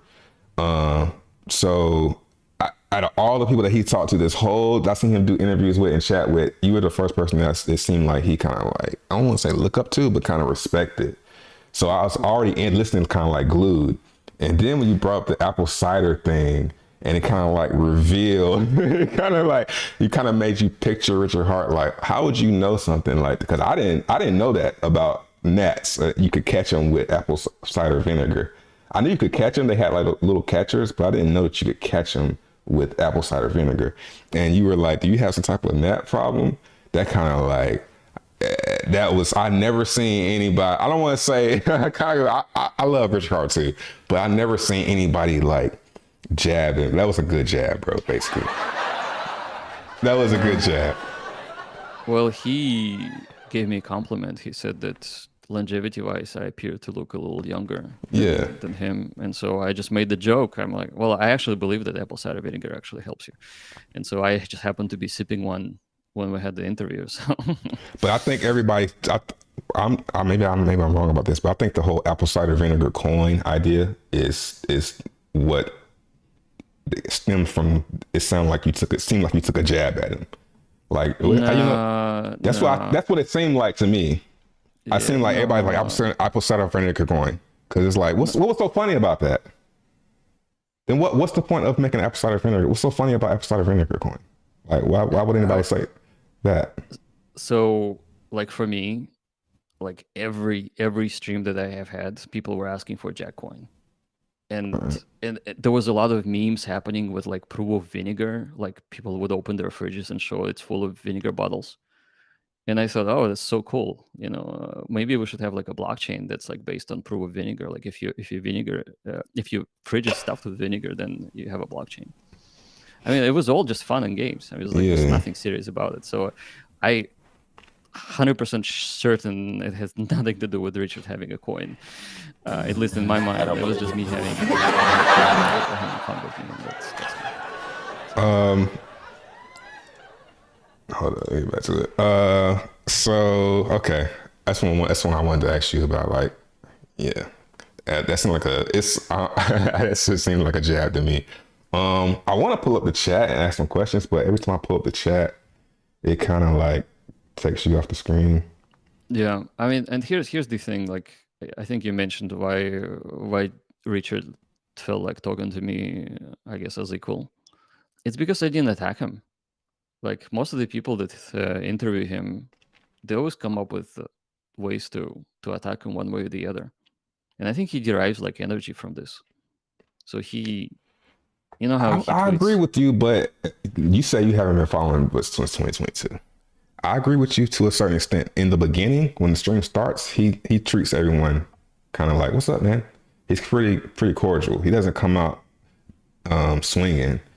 And you were the first one. You can try and keep hitting this back to me, but I'm just gonna say that's just my first opinion. You were the first one that it seemed like he was the one down here, and he was looking up to you. Is basically what I'm saying. So I see your perspective. Yeah. At the time, for me, it didn't feel like anything just because I had no experience with those type of conversations. And so, I mean, it's cool, I guess. But at the same time, I didn't feel like being. I Because he didn't was want like, to judge brag, him. bro, brag. Yeah. When he said that, I mean, maybe that's where he messed up at. Where I think if I'm just basically trying to see who should the Hexkins be mad at, and I just don't think it's you. You know, it's either. I don't think anybody should be mad at anybody. Yeah, I know they shouldn't. Nobody should. Of course, nobody should be mad at anybody. But I mean, we live here on Earth, right? So people are going to be mad, and it's like if you're going to point your anger at somebody, if you're going to be mad, is basically what I'm saying. I don't think anybody should be really mad at you. Because it's not. It's like you just got caught up in the middle of it, and I don't think you was this.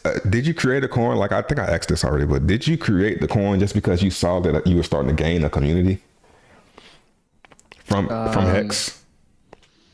I mean, it started as a joke, but then I thought it really should be serious. I mean, Okay. but listen. I mean, of course, if people are reacting to you and they're listening to what you're saying, and there's positivity there, then it is a positive thing for the project. Like, I could have just started something that wasn't even on Twitter. And again, the whole thing was just an experiment to start with. But then I asked myself, what should I do to make it important for people? And everything just kind of came to me pretty much in the dream, like one night, where I saw Bitcoin having a message, and then this message being diluted, and a lot of shitcoins just destroying people's confidence in crypto being this cesspool of insanity. And so I thought that if I were to model Bitcoin protocol but make it on Ethereum and make it simple enough and actually not have the founding team having any tokens, that could be very interesting. And but again, I mean, like there's two reasons. Like the important thing to know is what happened first. So people did ask me, like, when's my coin coming out, and that made me think that I should have it. Okay. So it wasn't like I planned to even have that conversation. So I think Hess can see it as you kind of you had it in a thought in your mind, and that's why you kind of woke out of your slumber. You woke out of your slumber on Twitter and said, "I'm going to make a coin. I'm going to target these guys. That's the biggest community." Yeah, I think that's what they think, though. I understand, but I'm not that much of a planner. Right. I mean, but thanks for the compliment, though. Yeah. It's like, crypto people will put somebody on a pedestal, man. They'll put somebody way up there. I think it's, I think Richard Hart's a good person to have on a pedestal, but they will grab somebody and give them put their thoughts on why this guy is the guy, So, yeah. So why do you think PulseChain is taking so long? Because the plan was to copy everybody's assets, world's largest airdrop and stuff like that. And all of a sudden things change with Ethereum too. Yeah. And I think maybe the underlying structure has changed, so you can't just like easily airdrop copies anymore. Yeah. Okay. So you're saying so you don't think that was ever the plan? You don't think that? I kind of had to get this feeling that, like, I don't know, man. I trust Richard Hart, but I kind of feel like he's like not being complete. It's just something about him. I don't know if it's the people that's like whispering about him, like on Twitter and stuff, but it's like this vibe, like he's not being completely honest about stuff. That's why I kind of wanted to come. I made the joke about confronting you because I know I can ask you. You say that we can ask you anything. But it seems like if with certain people, you could ask them something, but they won't really give you the full truth of the situation. But and even if they are, it doesn't seem like they are. Like the mid-May thing, our developers messed up. It seems like he's like, yeah, I can tell you anything because I you know what I'm saying? I can say whatever. So I kind of feel like he was already like, that's why I really wanted to stream with him. But last time I tried to stream with him, he kind of he ignored me. He didn't want to. I gave him the questions that I wanted to talk about. He just kind of ignored me. So I kind of gotta treat you like Richard Hart and ask you what you think he's like. What do you think? But you haven't even known him for that long, so it's kind of like, you know. But it kind of seems like he's like saying one thing and then actually like not. That's not really what the plan is. Well, I think when you depend on somebody else's either making progress or not making progress, you just can never come up with a good timeline. Like, especially like you could argue that Ethereum team, which is probably the best team that's building Ethereum right now, it's their own team, outcompeted Richard, so to speak. Basically, he had to know that Eve 2 was coming out, right? So but it could have failed. I mean, it could have been problematic. So you're saying that he probably was like, okay, let's do something just in case it fails. Let's start up working on our thing just in case this thing never comes out. And if it comes out, we're gonna copy it. Like, I mean, I don't think even Vitalik really knew exact timeline when Ethereum 2 is coming out. I mean, eventually it got announced, but I think everybody feels what I'm trying to say though. Like, you had to know you're on Ethereum, you know ETH 2.0. Everybody can tell it's kind of close. It's always been kind of close. If you're gonna if you're gonna just copy it anyway, just wait and copy it. Why make it seem like it's so urgent? And then like mid-May, what was that about? Like, it just doesn't seem honest. And that's why, like, people not really liking me. Heskin's not really liking me right now because I'm asking these questions. But it's just like, man, I gotta wonder this stuff. I kind of wonder this stuff. It's out loud, you know. Well, you know, Ethereum proof of work copied the state and it's created "quote unquote" world's largest airdrop on their chain before PulseChain. Yeah. So that happened. It's kind of weird. Like, what's kind of it's some people will say PulseChain is coming out. It's like, well, what's really? And then people will say, well, he's timing the bottom. It's like, maybe. Do you think that's even would that even be worth it? Timing, waiting for the bottom of crypto to launch. I don't believe in waiting at all. And he even said that to me in a DM. He was like, not that, but he said, I'm a fan of getting to market as soon as possible. He literally said it in a DM to me because he asked me. He asked me something about Phantom. He asked me something about Phantom and what I think about how they're doing things. I'm like, I don't really understand what your question is. And then it was about a DAO. He was asking about the DAO, and I was like, I don't think you should delay PulseChain for a DAO. That's just my thoughts. And he's like, well, I'm a fan of getting to market as soon as possible. So it's like, if you're a fan of getting to market as soon as possible, what is this? What's taking so long? Like, what was so hard about? What is the challenge? You know, I don't see where the challenge is now.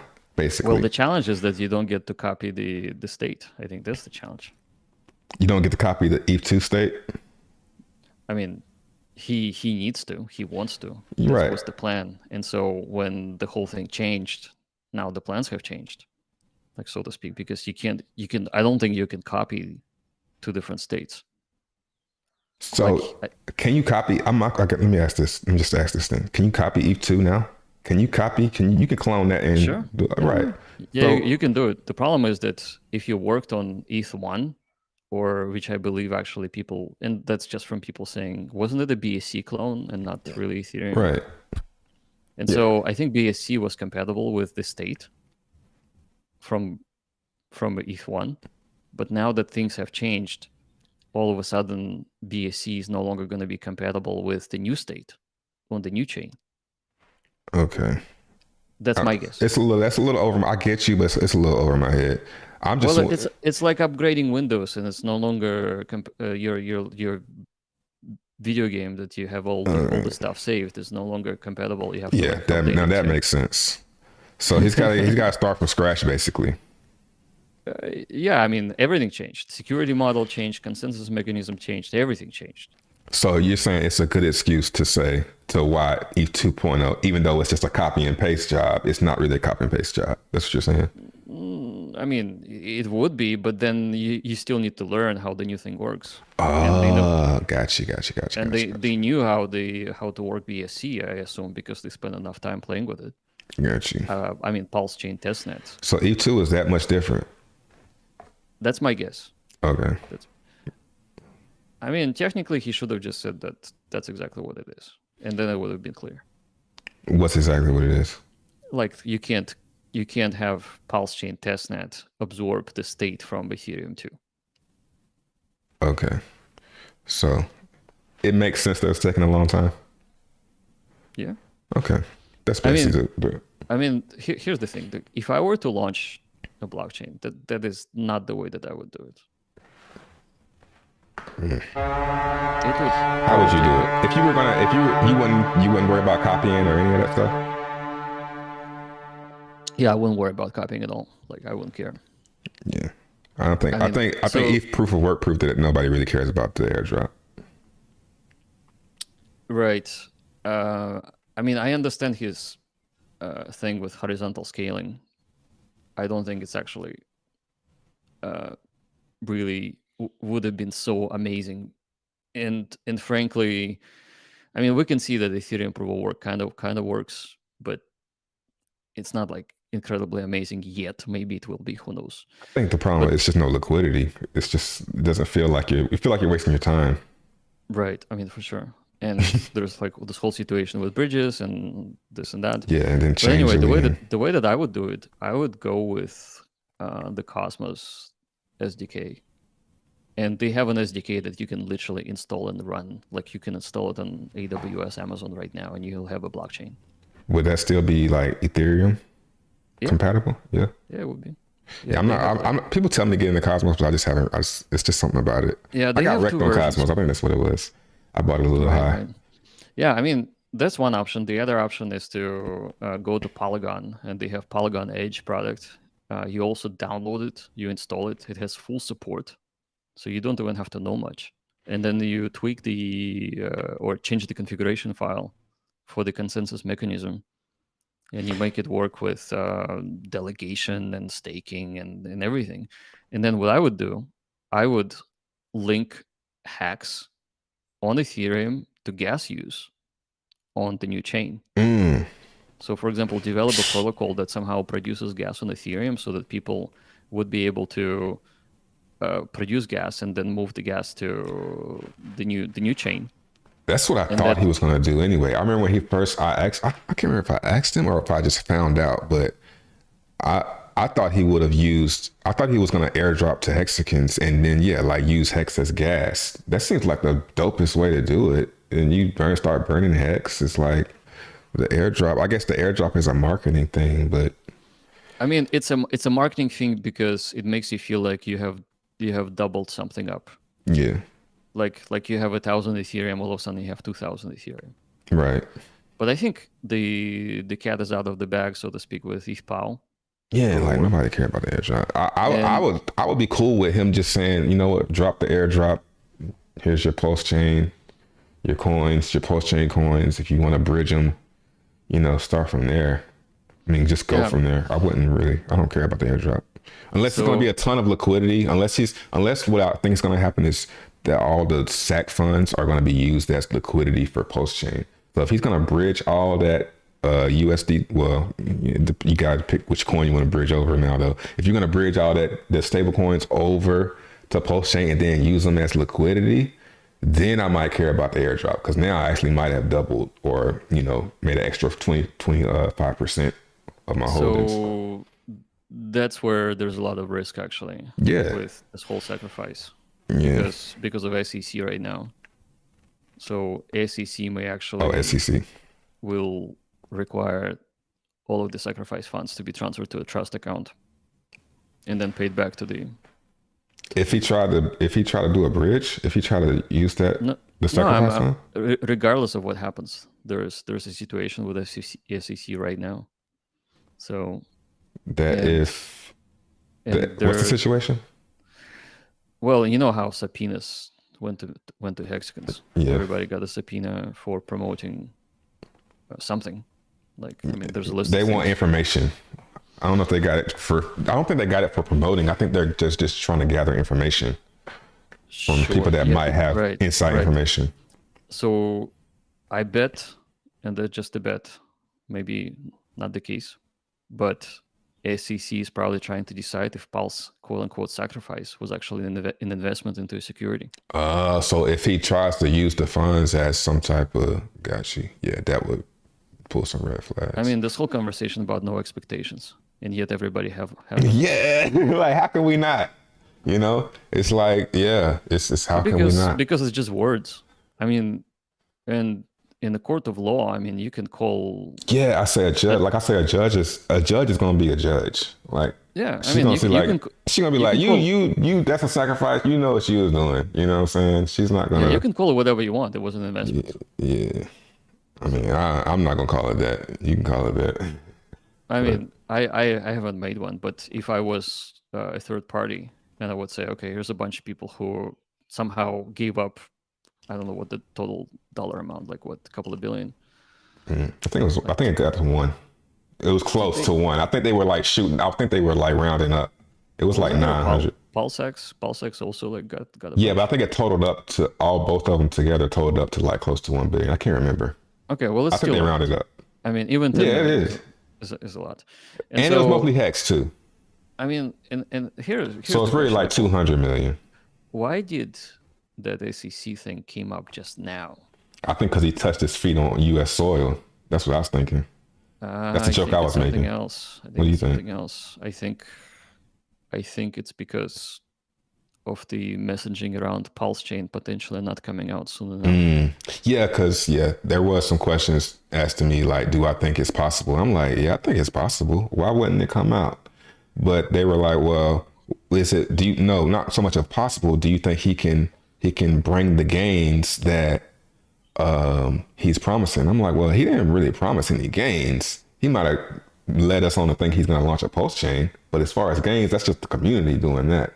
So they're thinking like, well, the person I talked to, they're thinking, is it possible that he can bring gains? But there really were no gains promised from Richard Hart or any development from my point of view.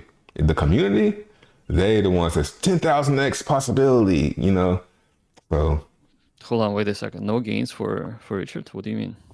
No, like Richard Hart never said PulseChain's gonna come out and it's gonna do 1,000x or 10,000. At least I didn't hear him. I don't watch the full streams, but yeah, but you can put two and two together. As far as like a judge goes, if a judge, obviously it should have pumped when the pulse should have pumped because everybody's like holding. I would expect it to dump.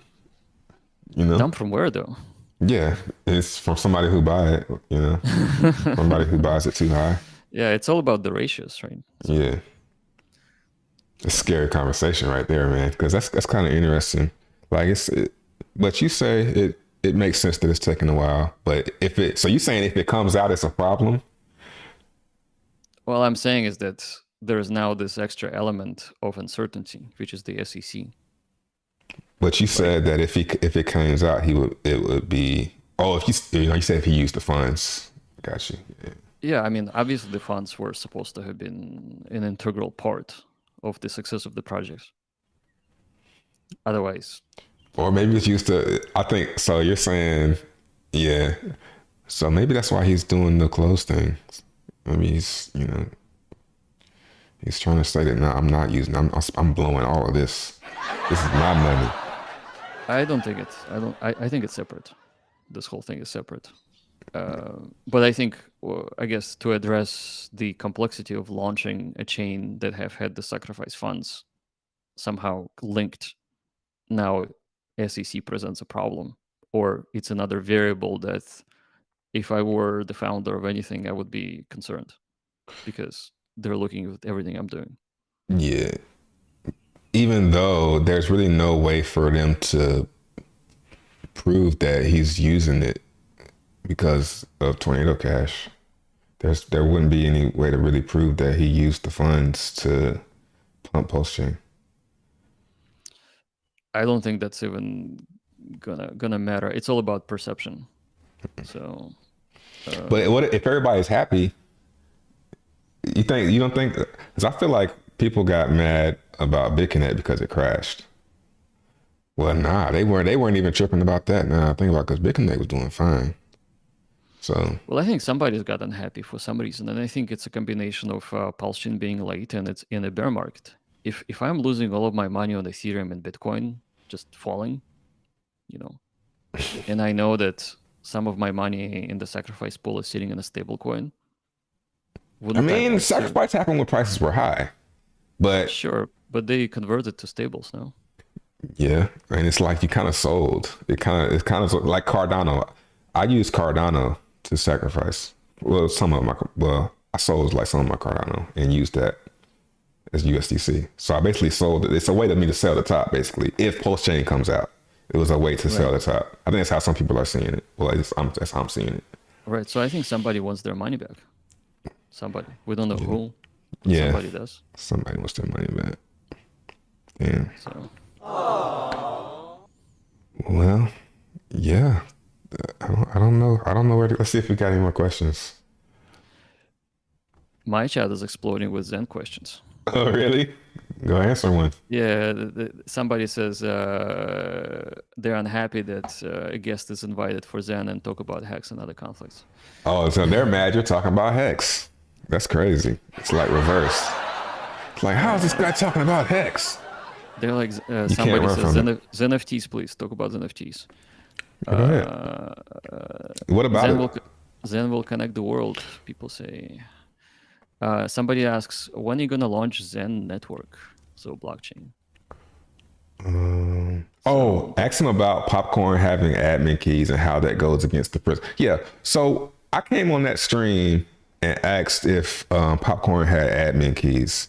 And the guy basically said, it kind of caught him off guard, which is kind of funny. But he basically said, long story short, yeah. And I wanted to ask you, did you know that it had admin keys before?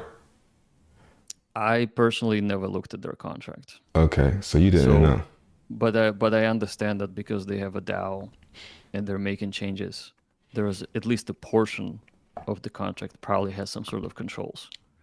And like the way that their thing works is that they plug into Arrakis and Curve Finance, and Curve Finance and Arrakis come up with new products all the time. So for them to generate yield and to add new products into their backend, they would have to have some sort of control. So it's kind of makes sense. Yeah, but yeah. Do you support it now, knowing that it has admin keys? Being that you're like your first principles, no admin keys, immutable, can you still support that? Well, I think because the way that their whole project has been set up, I don't think there is a way to do it any other way.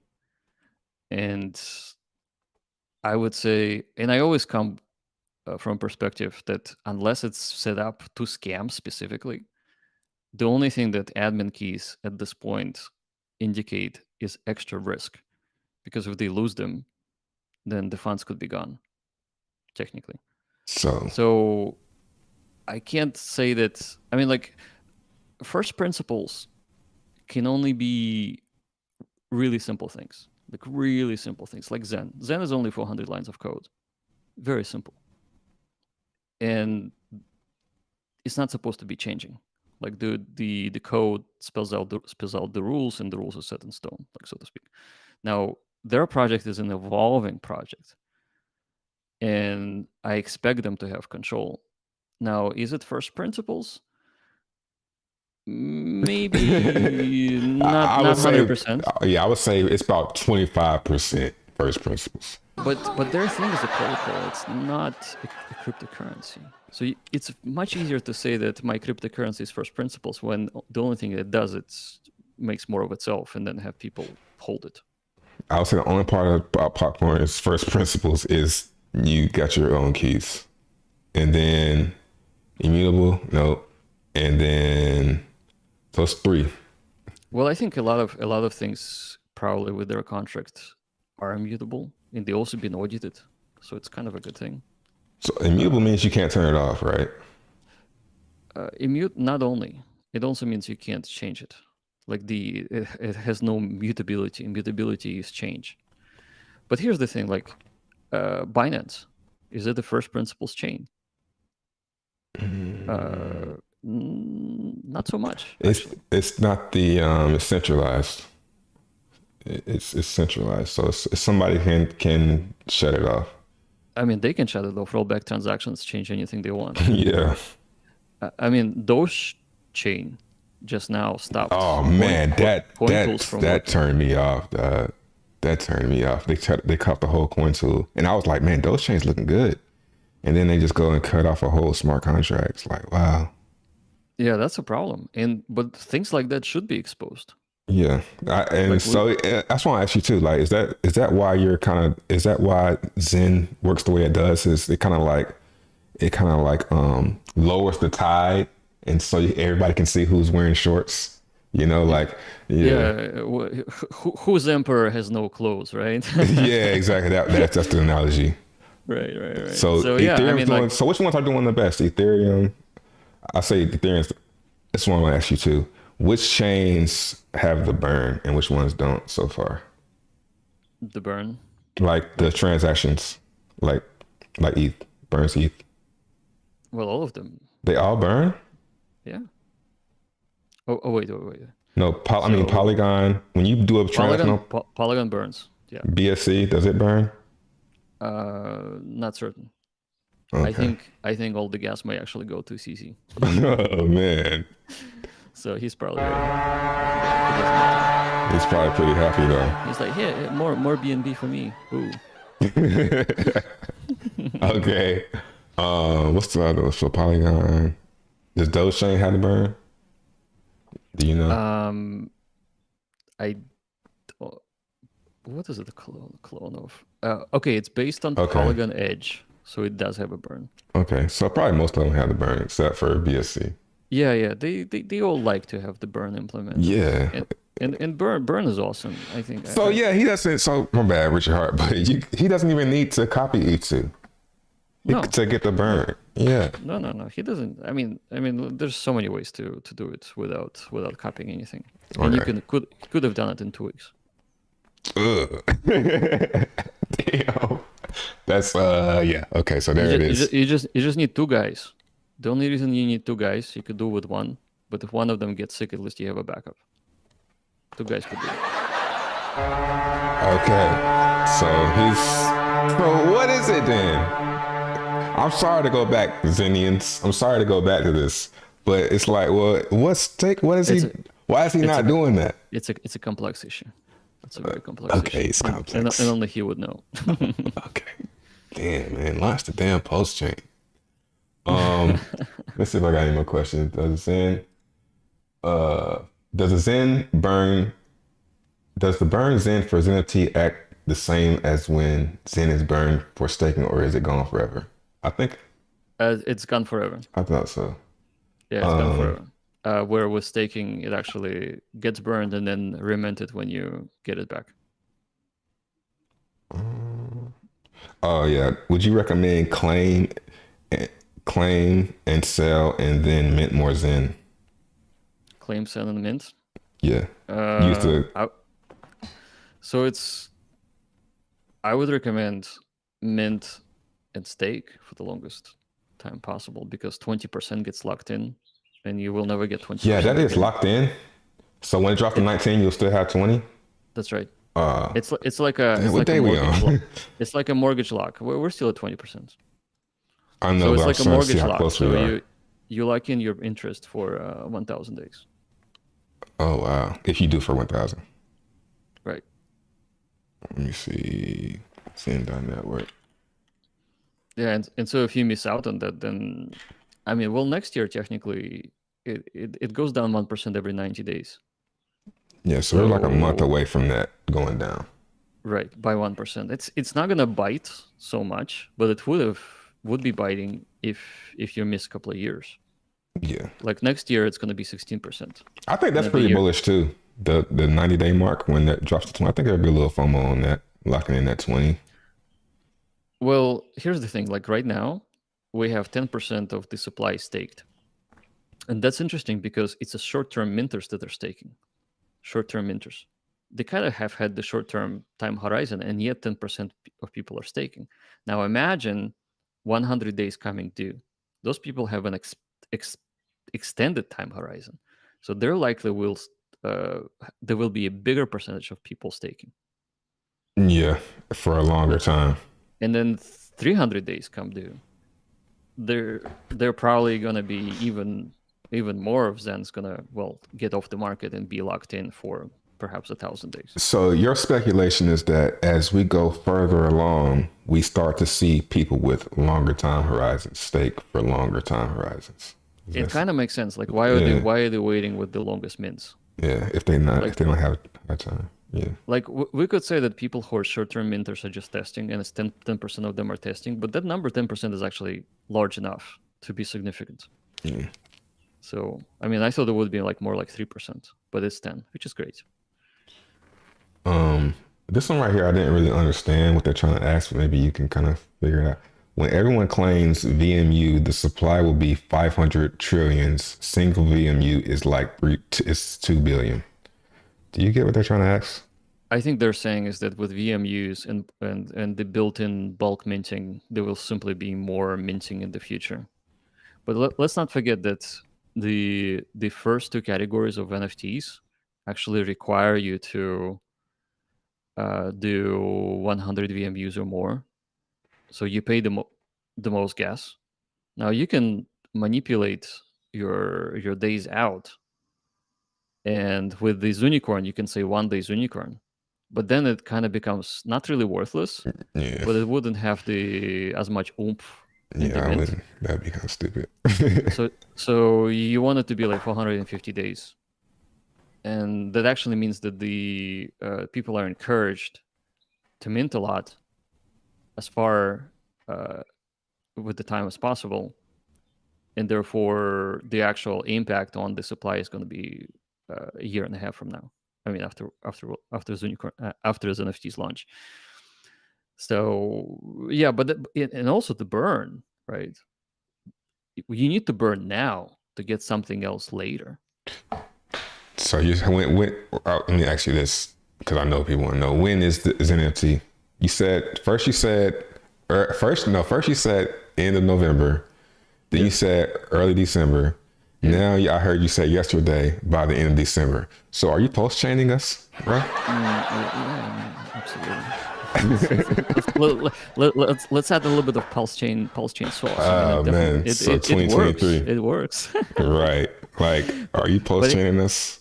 The truth of the matter is that software is hard.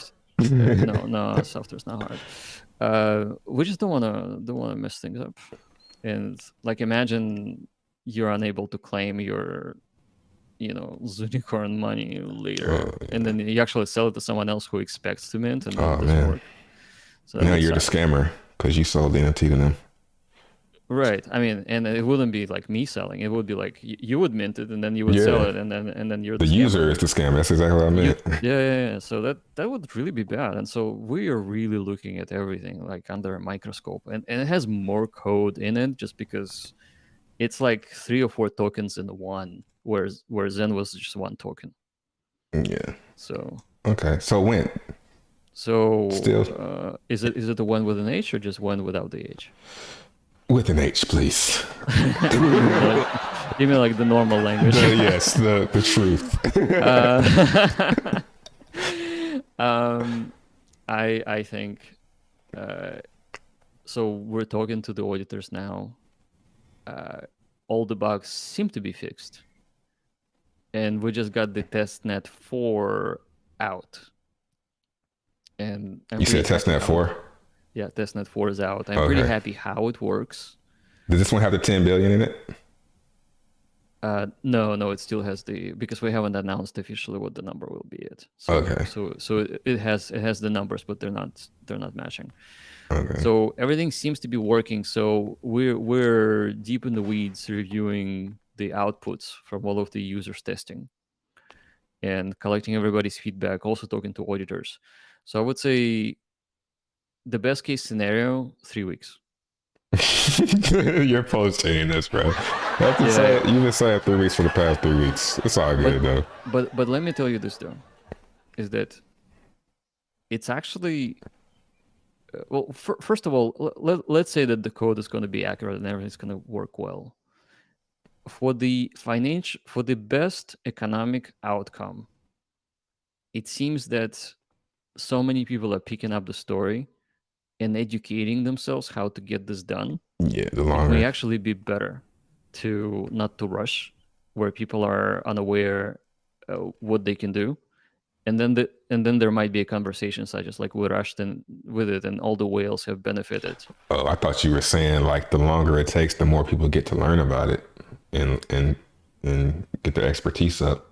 Well, it's true. Yeah, that's what I'm saying. What I'm saying is that if you get to practice 20 times and not one time, then you don't feel like FOMOing in. And like, here's my worry.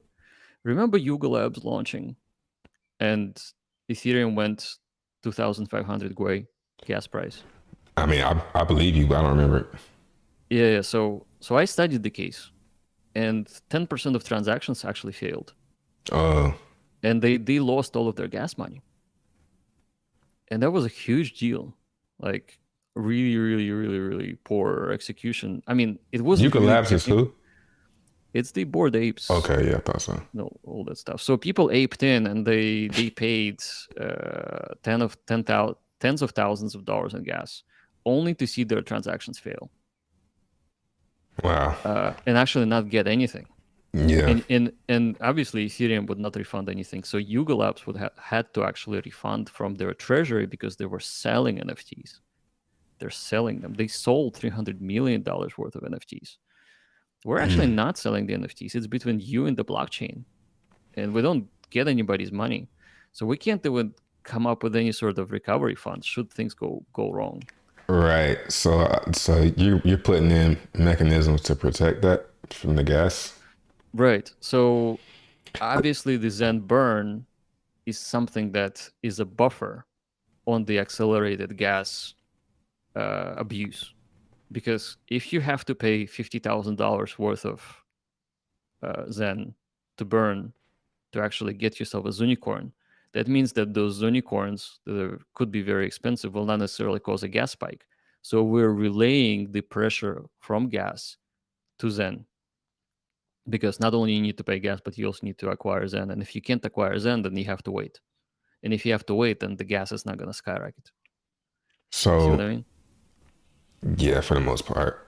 So we're trying to come up with the economic model, the rules that actually will not cause the gas to be so high, so it will cause transactions to fail.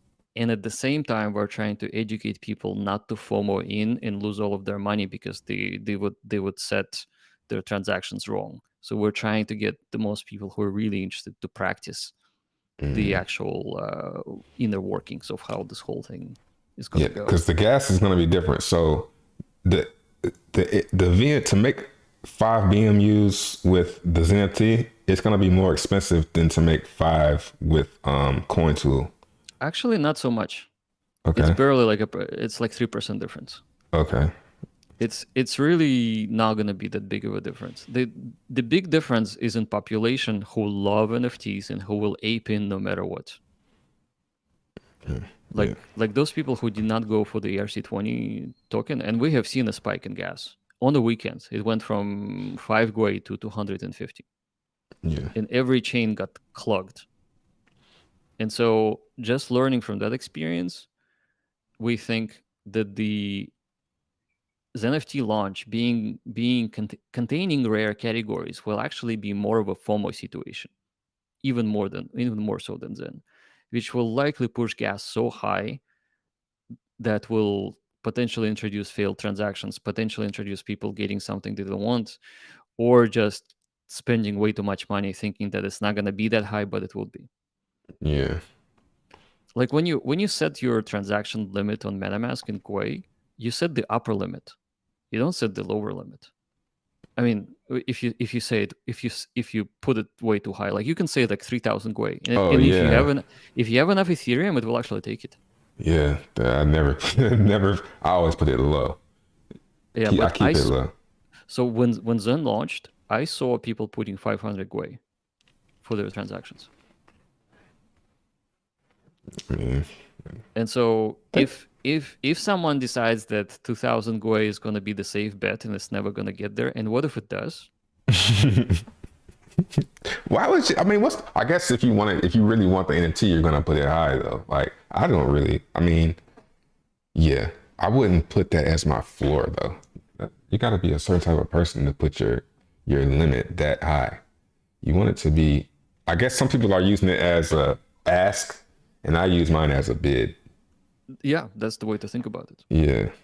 That's the way and some people are like that. It's gonna happen no matter what. So that is a concern, and we're trying to buffer it with the Zen burn. And you see how it works, right? So Zen burn requires you to acquire Zen before you even get to play with Zen NFTs, which means it's a buffer. It's like a bridge that you need to cross before you start throwing your ETH away. And that's just for the common ones. You don't have to burn though, right?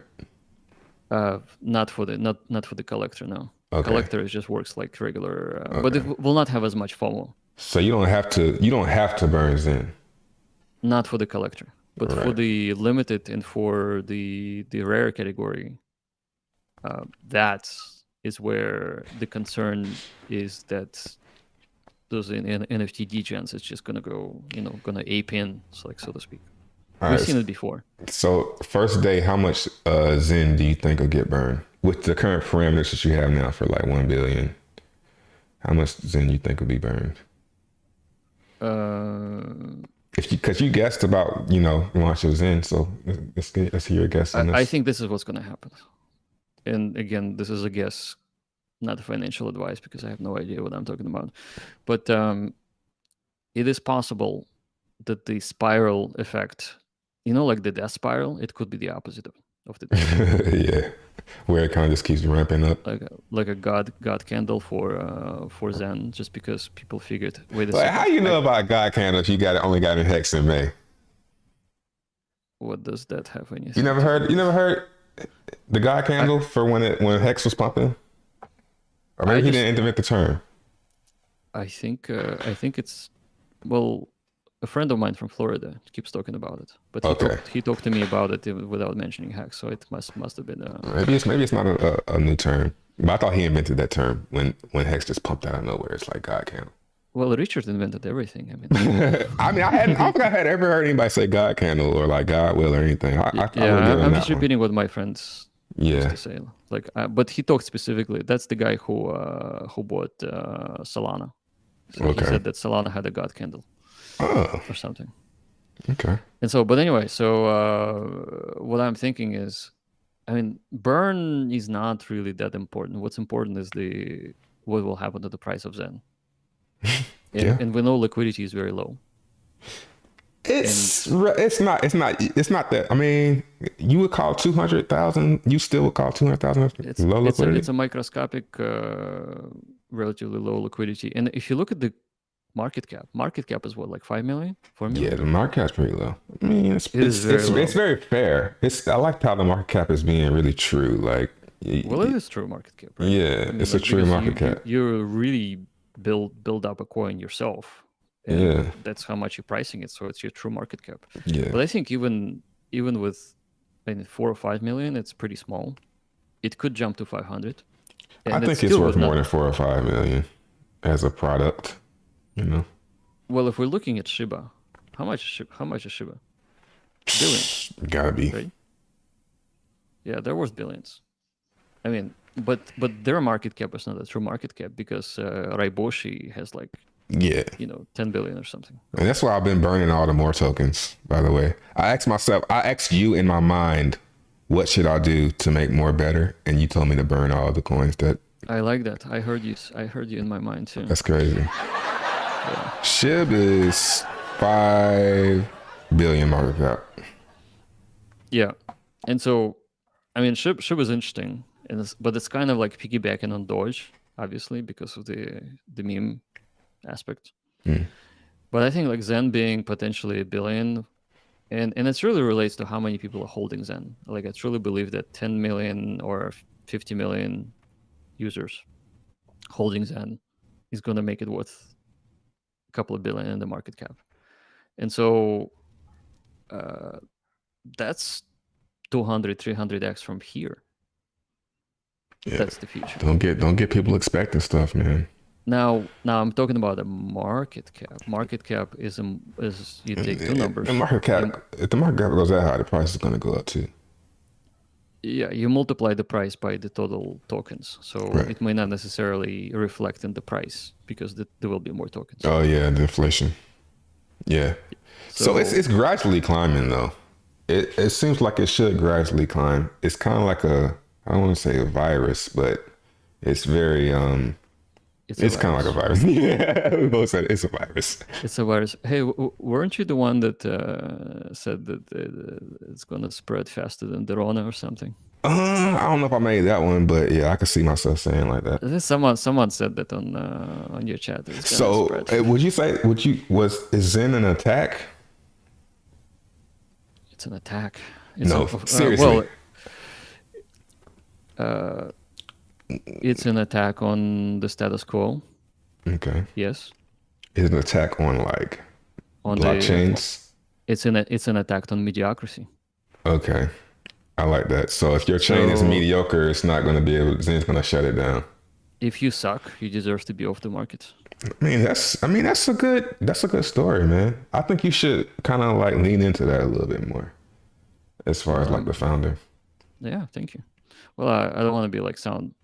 Yeah, you too don't want to. abrasive. Yeah, and you don't want to be like too centralized. But I think you should lean into that narrative because I wonder that sometimes. Like, is it like, are you doing this to, like, are you like a crypto villain? Like, because you kind of look like you just got into crypto. You found out about crypto early, but it seems like you kind of got back into it, and it's like, you know how people speculate in their minds about what people's motives are. And it seems like maybe you kind of like don't like crypto. Maybe you don't like crypto. I mean, I'm gonna dispel this myth Okay. right here on your channel once and for all. Okay. So it's like this. Like people they're going nuts about my motivation and Yeah. all that stuff, and like why is he? Why are doing you this? doing? Yeah, like you're good. Where's the OA? Where is it? Where's all the money? Like, is he Yeah. burning his own money? Like, why? And then you'll say, why are they? And you'll say, I'm doing it because I want to, help save the world. But nobody wants to hear that, man. Nobody believes. I don't even really believe that. I think you really have some. Do you have any Zen? Sure. Oh, now you have Zen. Yeah, I minted. Like 2 days ago, you didn't have any Zen. I minted a week ago. Oh, you missed your first Zen like a week ago? So you haven't bought any Zen? I tested Okay. a tiny purchase on Uniswap to see if the whole thing even works, and it works. Okay, let me rephrase. Do you have access to a lot of Zen? Access, not No, own, but do you have access? Like you have a whole bunch of wallets that you bought them up on, and you have access no, to. I don't. I You don't got- have access. Okay. No more than you do. So you really not? But let me tell you. I ain't gonna say you don't know my wallets. You might know my wallets. No, dude, I don't. Good. I mean, but you can tell me, then I'll know. No, I'm good. I'm good. But motivation. Going back to motivation. Motivation, So, yes. Like imagine you wanting to invest in crypto, like invest. Like you would, if you don't make your own, You would be buying somebody else's story. That's the whole reason why I said that's why I did more, because I did it to where what I'm capable of doing. I don't even want to depend on anybody else. So I had to do it. I had to just make it simple ERC20 token.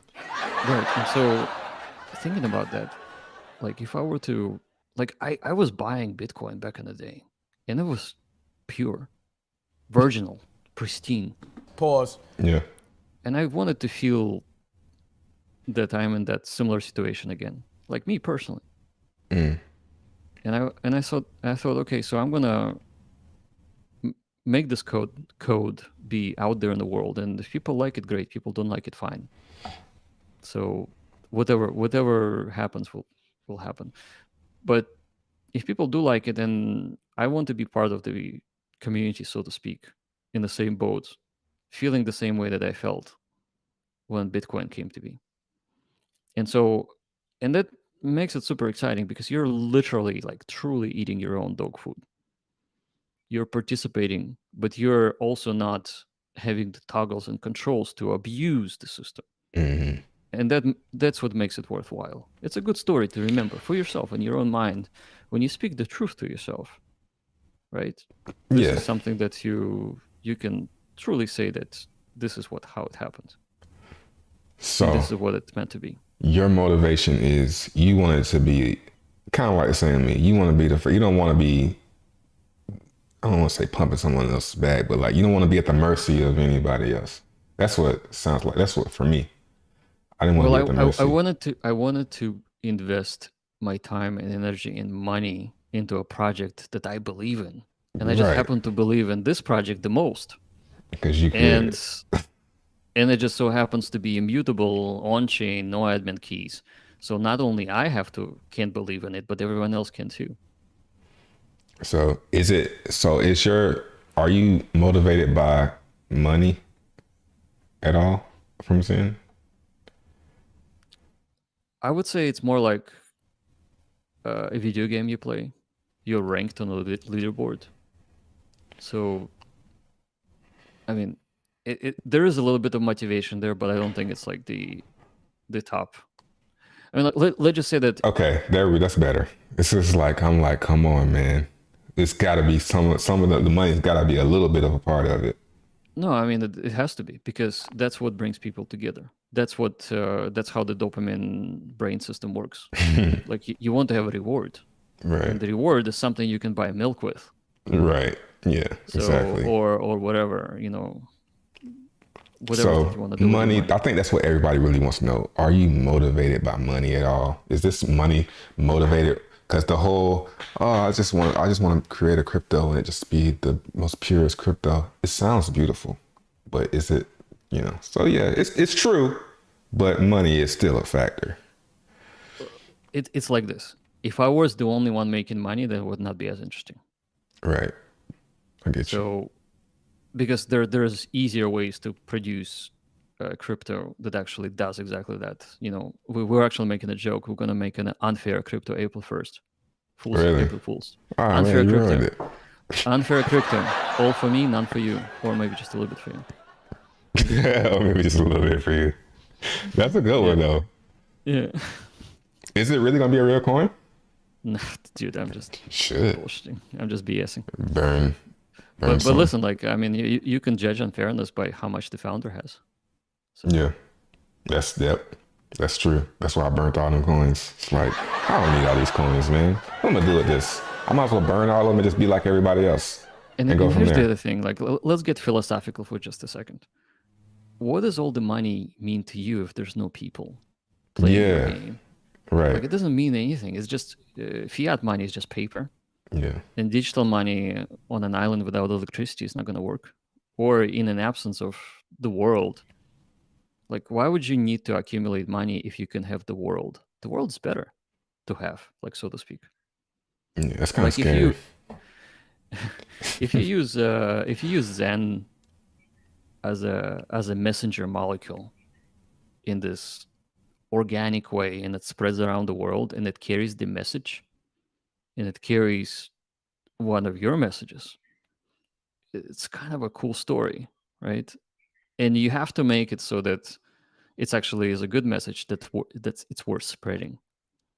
Like it's not like dog eat dog message. It's more like let's build something that's worldwide accepted and works for everyone.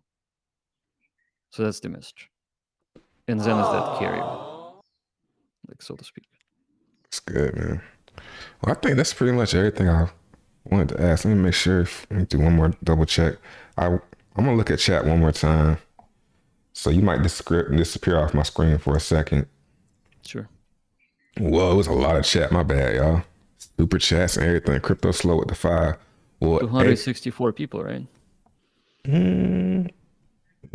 Looks like it. Yeah, that's what my phone says. We got up to like 3. Will Apex NFTs be available to generate more Zen? I never heard of Apex NFTs. You know what he's talking about? Crypto slow? That's the top category. We used to call it rare, now it's called Apex. Yeah, I mean, Apex, actually all NFT categories will mint more Zen. Oh yeah, it's the VMUs.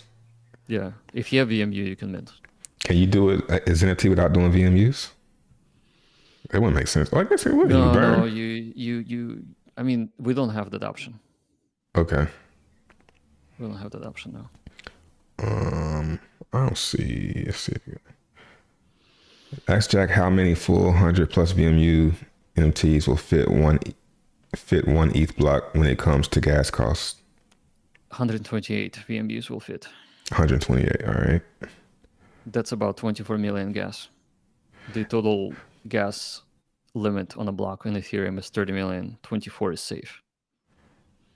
And you don't want to be completely filling in the block because some validators may be rejecting you because they wouldn't want to potentially miss out on smaller transactions if your transaction fails for some reason. Joe Blow says he's so intelligent he sold BTC for $30.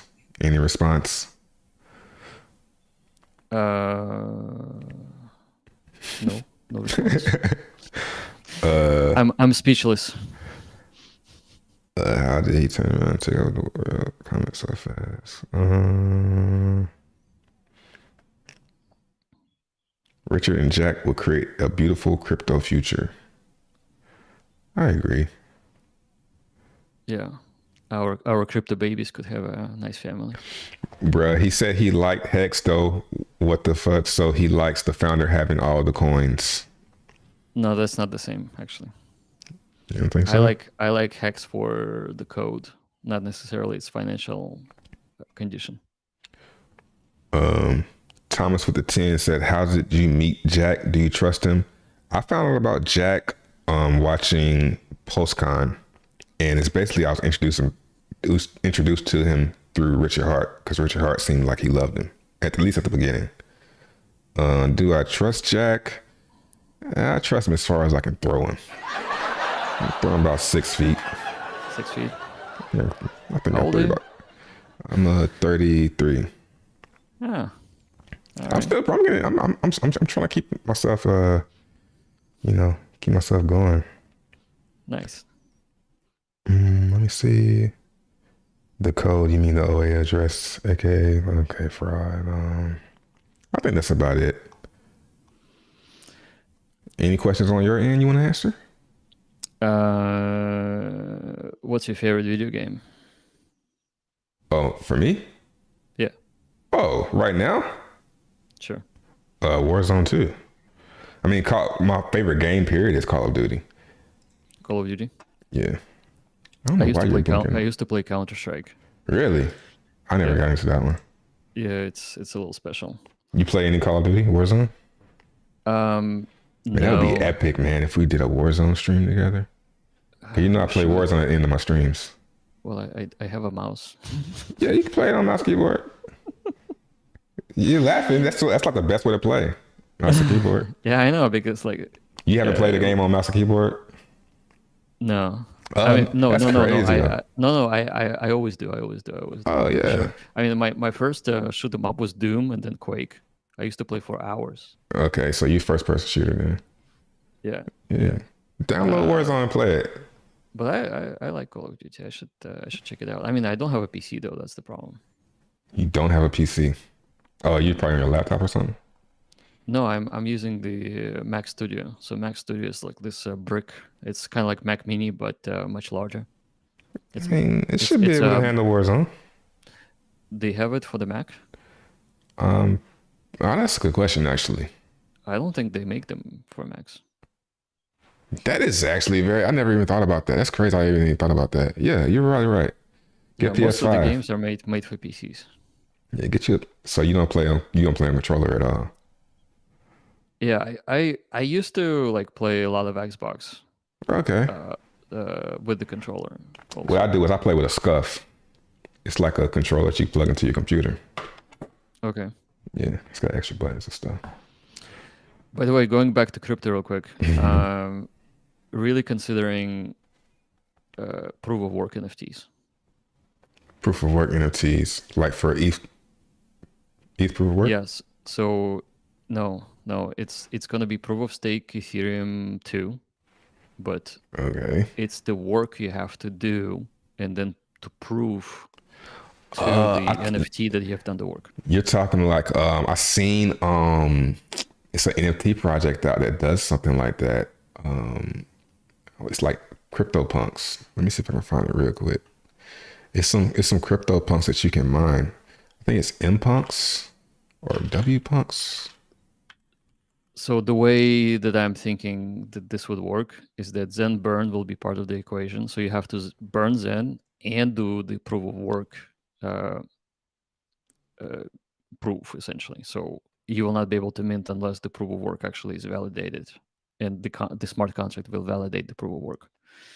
And the proof of work is computationally intensive, so you'll have to run a computational. So it's not. Is it going to be like through like GPUs? Yeah. Okay. Yeah, that's kind of like I'm trying to find that. Yeah, it can be through GPUs, and you'll be able to produce a solution to a problem, like a digital problem that you need to solve. And then once you have the signature, then you go to the web app, you put in the code that you produced, that's your proof of work, and then you pay Zen. You pay Zen, and when I say pay, I mean burn. So have you heard about that project I'm talking about? Which one? It's a NFT project that you mine with GPUs. I just can't find it. Well, if you find it, send it over. I'll definitely want to take a look at it. But yeah, I thought it would be really cool to take the excess of all of the GPUs that are available. Once Ethereum kind of like merged, there's a lot of people with a lot of GPUs that's sitting idle. Mm-hmm. So they could be using them for proof of work. And it will make NFTs even more rare. So the rarity will be boosted. And it will burn Zen. So it's going to be really interesting. Man, I really wish I could find that. I was just looking at it the other day. I was like, wow, it's pretty interesting. It's like MPunks or something like that. Maybe somebody in the chat says it. Let's see. Chat might know. Chat knows all things. I think I got another. No.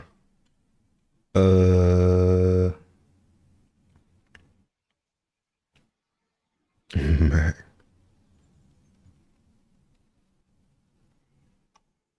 Let's see if anybody knows. But all right, I think that's about it, man. Cool. Thanks for coming on. Thanks for being the first. You're the first person I ever had on my stream, man. Nice. Yeah. I don't even think I did that with Richard. I think I went on his channel. I can't remember. I think I did. I appreciate that. Well, I really like your streams. I mean, you go deep into all the questions. Really? And yeah, you really go. You look at everything. Yeah. I mean, you were analyzing me psychologically on a stream. You tried to, or at least you caught body language. Yeah, it's fun. It's fun, man. When the question was asked, and to be honest, I just had that itch on my forehead. I was trying, and I'm like, I have to itch. Hey, man, entertainment Before purposes I answer only. this question, I have to scratch myself. Yeah, and you're like, ooh, body language. I'm like, this dude is watching my every move. Like, what the? That's funny. No, I can't find it. I'll let you know though if I do. Yeah, that's cool. All right, man. Thanks for coming on. Yeah, absolutely. Any other Yeah. time you want to do it, just let me know. Yeah, let's do it again. And I also have you streamed on my channel too. So Nice. It's too bad my name isn't on the bottom, but it's all good. TRVON, if you guys want to find me. okay. Yeah. Yeah, and at mrjacklevin.com for me. Yeah, let's do it again, and we'll figure out how to do so that I don't have to look at the phone to Yeah. with the delay. I know what it is. It's another camera. I just need another camera. But maybe you know some other way. Yeah. Okay. All right, man. All right, dude. Thanks. Peace. Talk soon. Peace. Bye.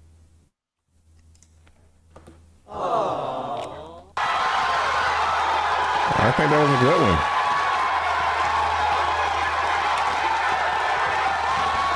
What's up, chat? Let me get back to my regularly scheduled programming here. Rocky start, but it got pretty good. Xenologist, nah, man. I'm not about to know. No. First, let me take this off. Let me take this goofy ass headset off.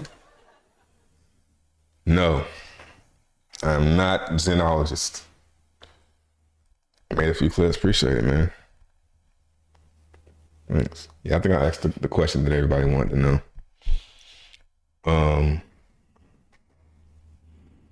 Warzone, anyone?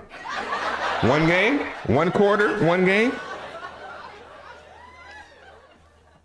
Yeah, the first jitters. Because the thing, man, first off, I'm on StreamYard. I don't ever use StreamYard. I'm having to pull him up and then pull the YouTube, then the thing. He's coming off the screen. I'll make an excuse. We're getting some Warzone real quick. 1 game. We'll do 1 quarter, 1 game. 1 quarter, 1 game. Jack, if you want to get on Warzone one day, I'm gonna start playing with y'all too. Pause. 10 Billy, he kind of confirmed it. That'd be dope.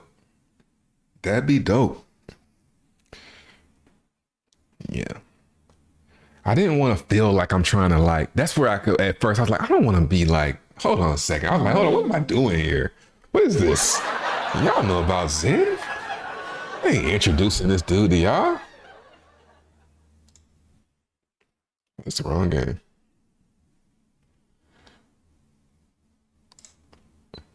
Wait, hold up, man. Let's just have a chat. 10 Billy, man. I hope so. Do I stream Warzone? I'm about to do it right now. Right after this.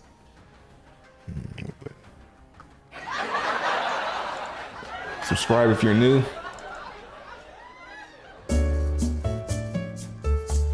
We ain't going nowhere. Yeah, I'm gonna go a little bit.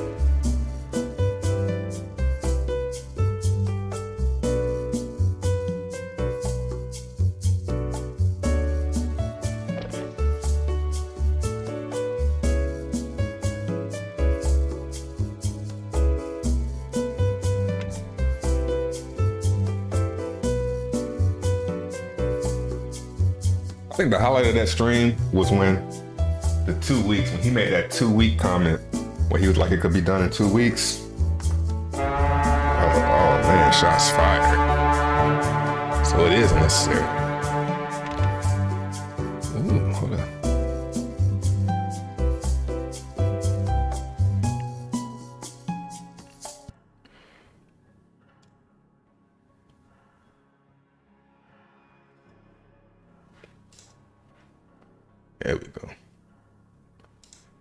Yay.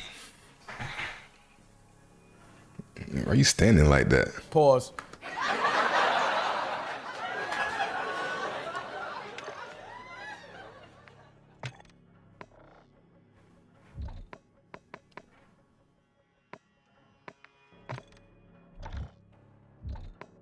And the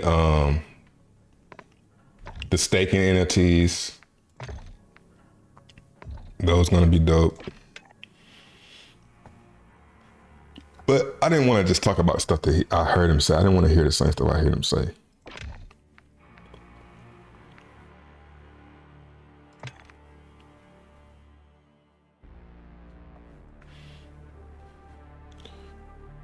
Bro, he said, he was like, 2 weeks, man. I can't remember how exactly he said it, but it threw me off. All right, 1 quarter, 1 game, 150 dropping in. We're trying to be the last one standing out here. Change my character, bro. Pause.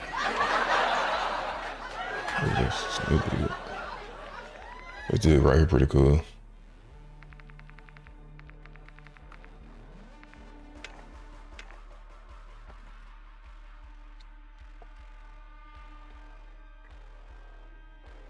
Yeah, man. I started getting kind of uncomfortable thinking about some of that stuff. I was like, damn, man.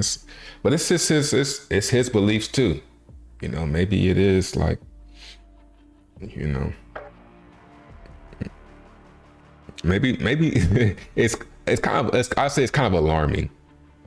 You know, it's like, does he really know what the fuck he's doing? Like, you just copy Polygon, bro.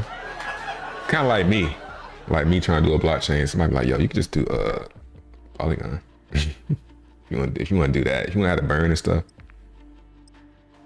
I could put the dollar. Now I like to buy more. Well, I guess that might let people know that it's a crypto. It got better when I let them finish talking. The problem is when people are talking, I want to get my question in there before, because I have questions along the way of because anybody will start talking, and then by the time they get to where they're going, they done left where I was even. So let me go ahead and sneak that in there.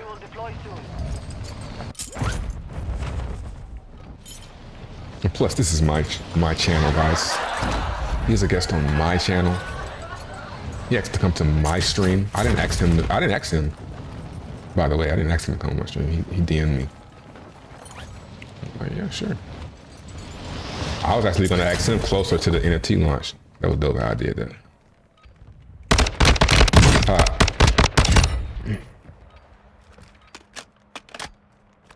All right. If I die before 125 people, we'll do another game. Hey, man. Also, there's proximity chat. So my enemies, I can hear them and shit. It's pretty cool. It's actually, this is really dope. Stand by for deployment to the war zone. But then you got shit like that. Ping. Let's see how, it's not too good. We're gonna see what's up with the internet tomorrow. I would make a joke, but I ain't. All right. You got 5 seconds. Good luck down there. Where's the Zen?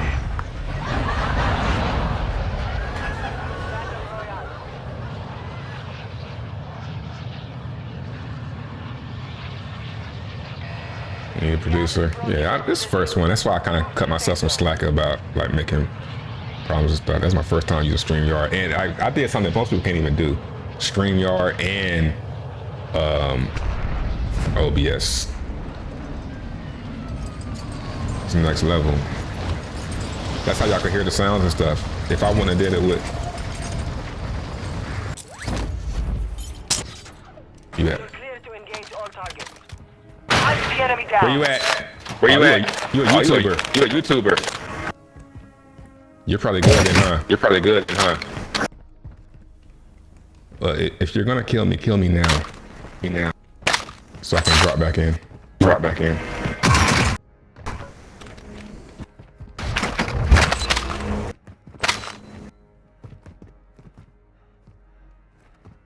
Yo. Yo. Oh, I think I see you. I see you. I see you. I see you. I see you.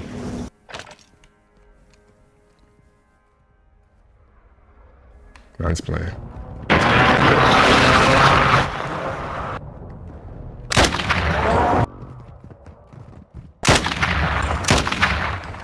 Good one, good one, good one, good one. Enemy UAV. Blasting recon flyo. Copy. UAV orbiting the AO. Recon is online. Man, your shit loud though.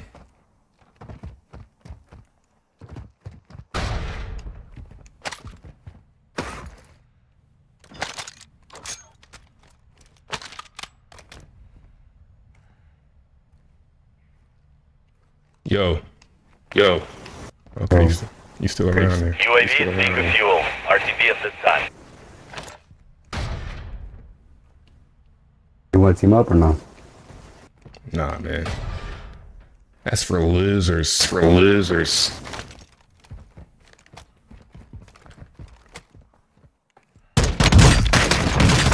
Good drop, buddy.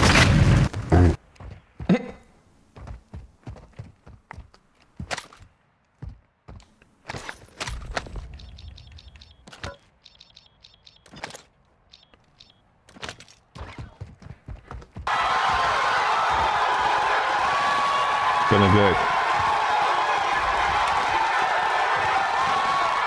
Let's just assess the situation here. What we got? Remove this. We need a plate. I beamed that nigga. Pap, pap, pap. He ain't know ahead. He was still looking through the door. See, you know what I'm saying? I hit him with the whoop de woo, finesse him right out of shoe. We got a flash and a.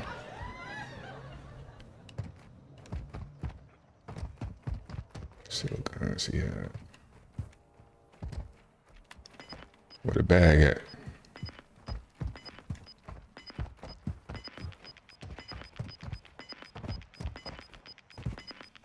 You're losing round.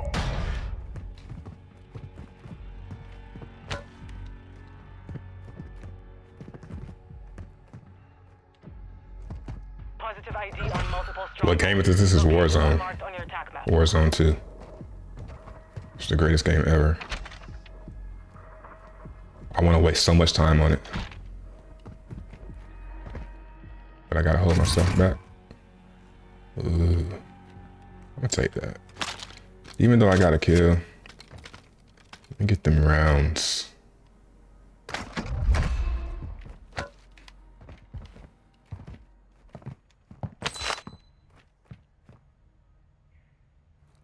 Bags inside your building. I think I saw that.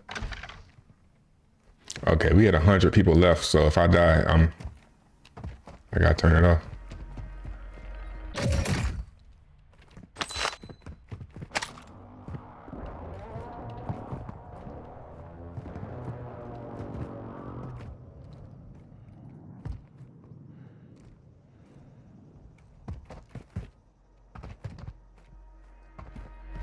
For me?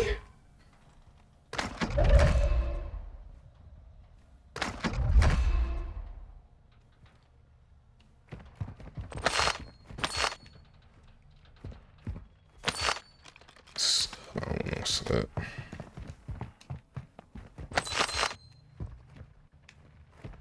Clear.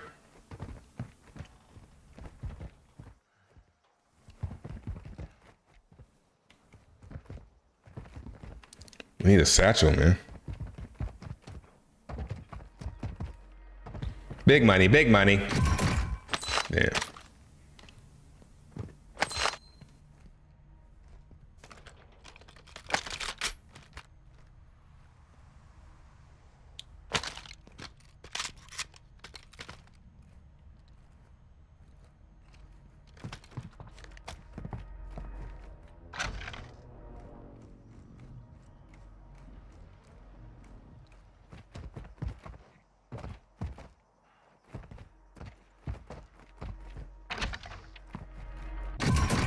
There you go.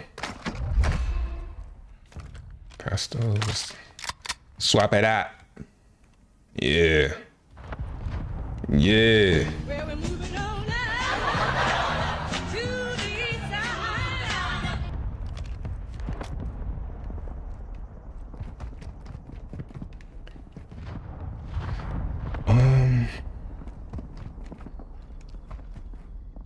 Let's make our way.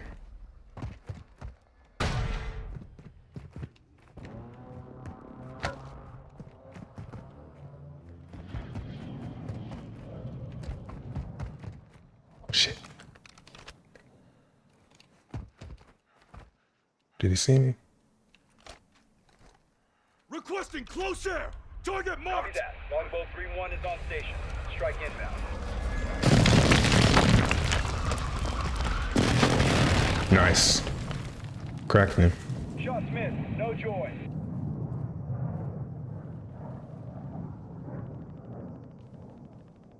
Did he run in? I'm thinking back off this guy, man. There he is. Should I fuck with him?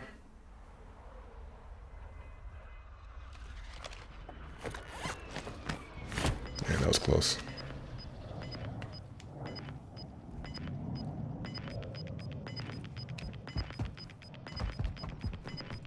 There it Gas is. is moving in. New safe zone located.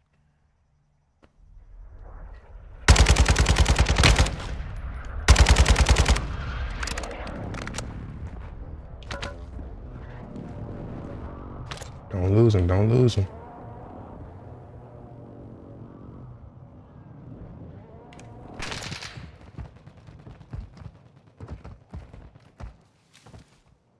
Shit.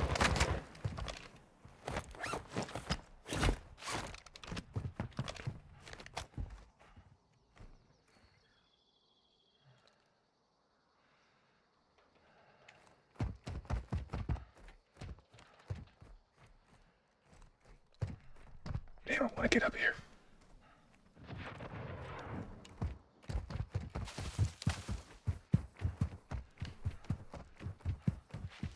Get high on his ass. Damn, where was I at? Oh. I think I lost him. That can be a positive or a negative. Let's get high.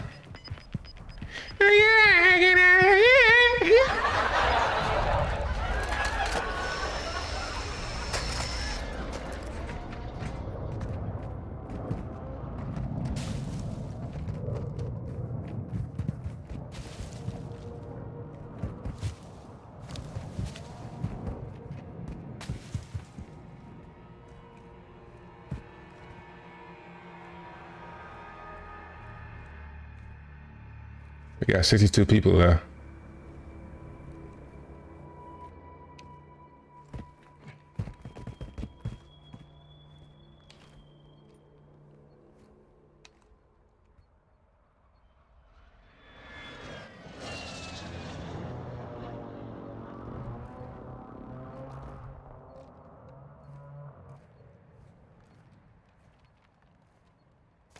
One flying in. Okay, he's going away.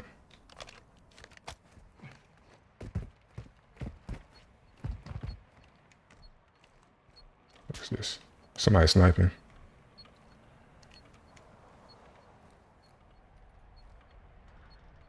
He just jumped off.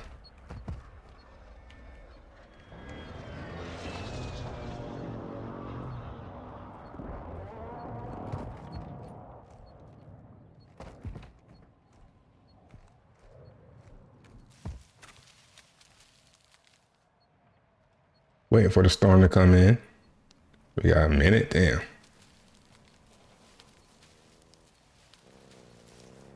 Oh shit. What if he see me? Yeah, he does.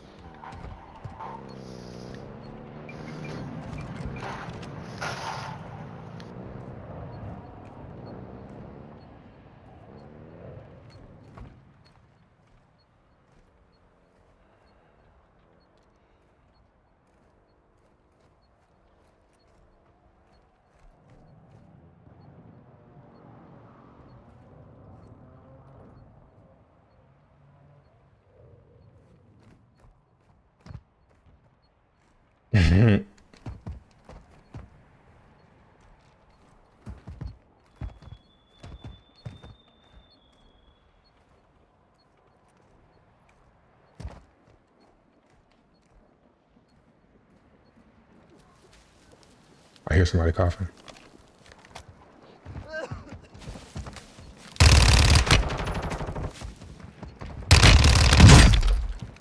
You dead. You dead, man.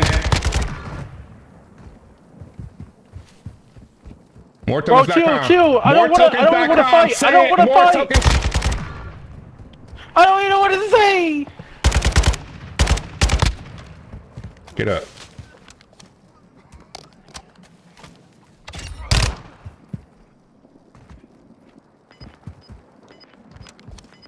You shouldn't have been coughing, man. It be like that. Gas is closing. Get to the new safe zone. You said, I don't know what to say.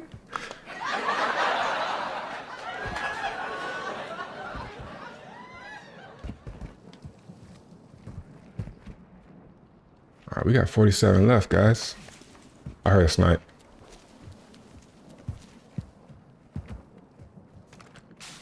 Oh, reload. Stay out that gate. You've got a loadout drop inbound. I'm good.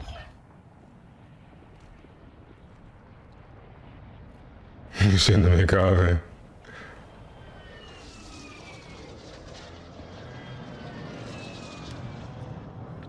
Let's see what we gotta go to. We gotta get a little move on here.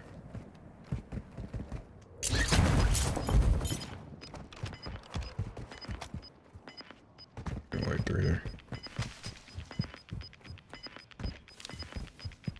Gas is moving.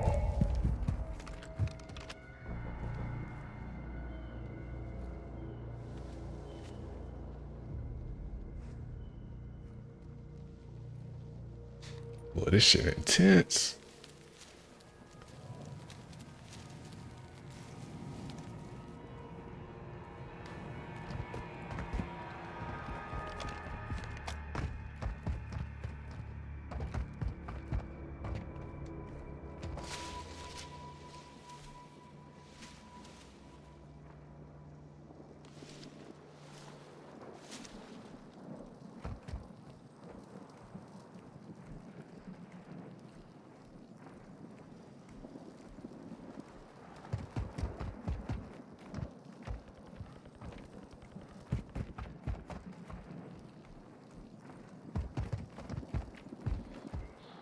Ooh, I don't like this side of the map. This shit is... I always end up over here. Surfer did.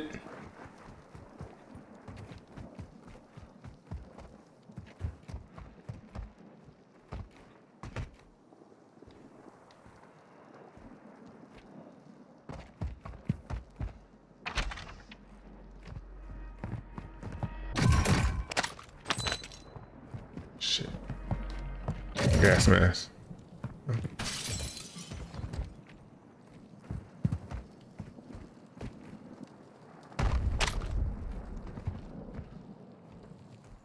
Shit.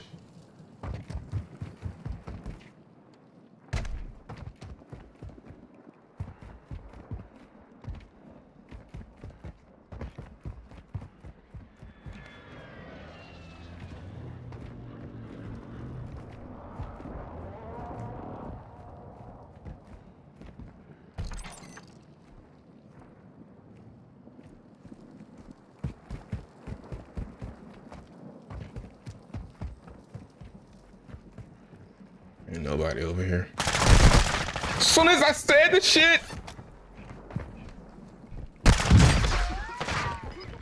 I'm fucked, huh?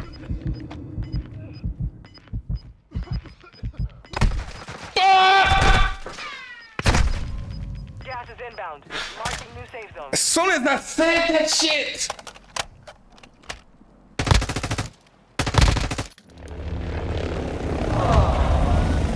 Looks like we got another one!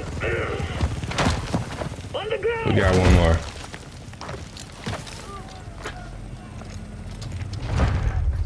Yeah, that's this. Fuck out my face. Right. Y'all go for the jailer? Go for the jailer. Let's all go for the jailer. Oh shit, we're using this. Oh, damn, you right.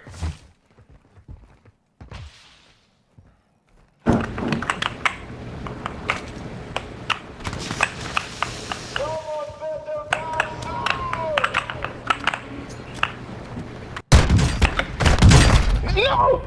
Learn from the loss. I'll talk to y'all. Is a white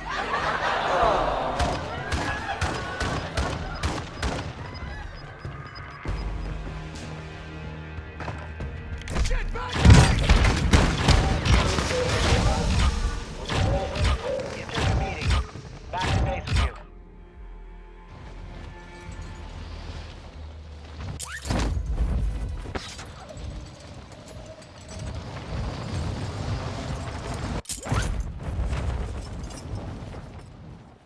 $29.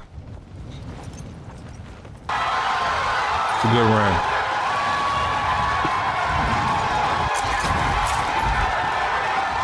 We gotta get that latency down, man.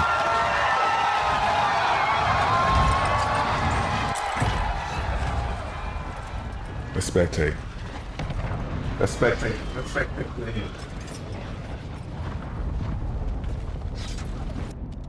Bucky's. That's funny. Hey man, it's a new thing for these guys. They don't know what's good yet. Okay? For one game? And then I got my shit playing on my screen. No wonder my ping. Loot here.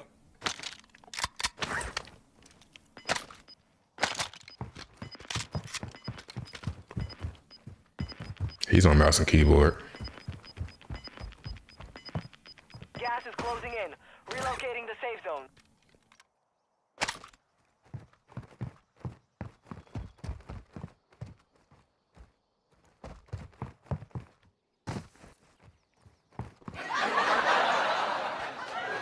It's supposed to be me right here, man.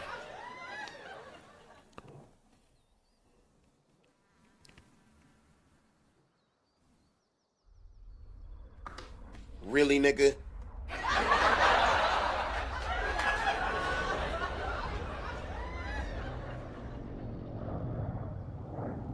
It's not just a game, man.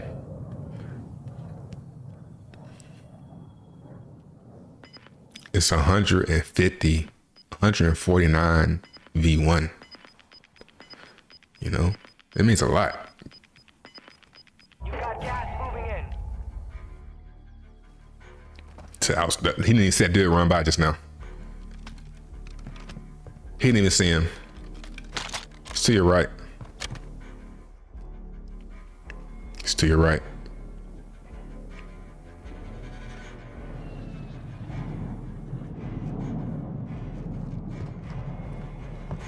Man, I got the high ground on that dude and everything in the gas. He still was able to find me.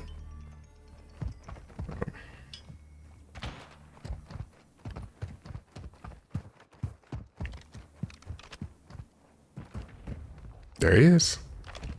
Come on. Oh, look at the other dude. You didn't see that dude right there shooting?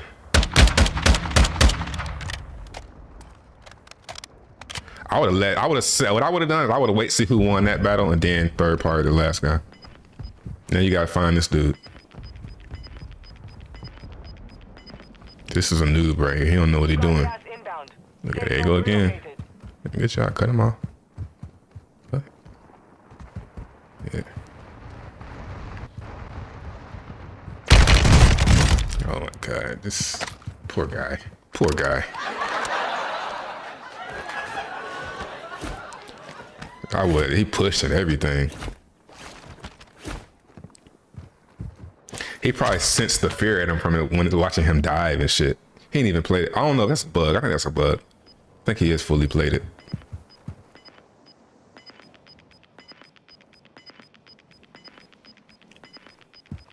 Gas is closing in.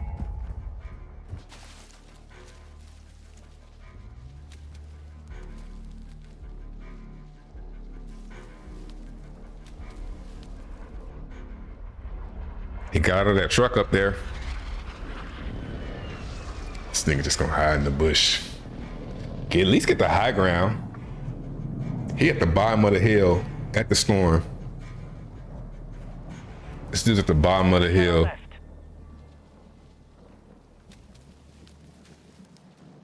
Somebody gonna come around over that top of that hill and beam his ass. The person that's playing the high ground. Gas is closing in. Relocating the safe zone.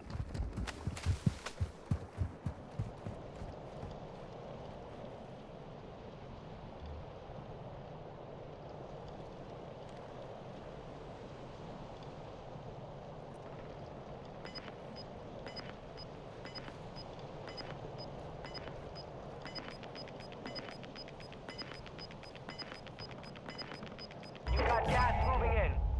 This might be the luckiest nigga ever. Horrible position. Now he's all right.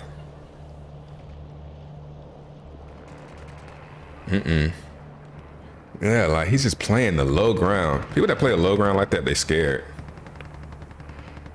5 remaining. Look at it.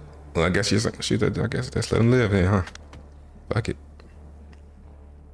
It's the perfect shot. He's really patient. Dead man. Told you. Cam the Mad.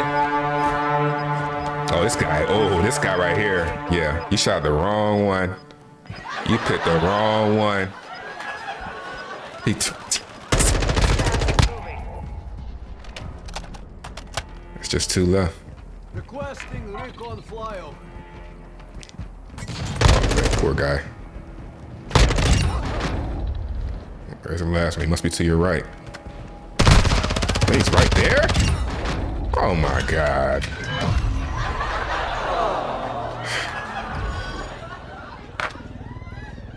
I'll talk to y'all tomorrow, man. We'll be back on here.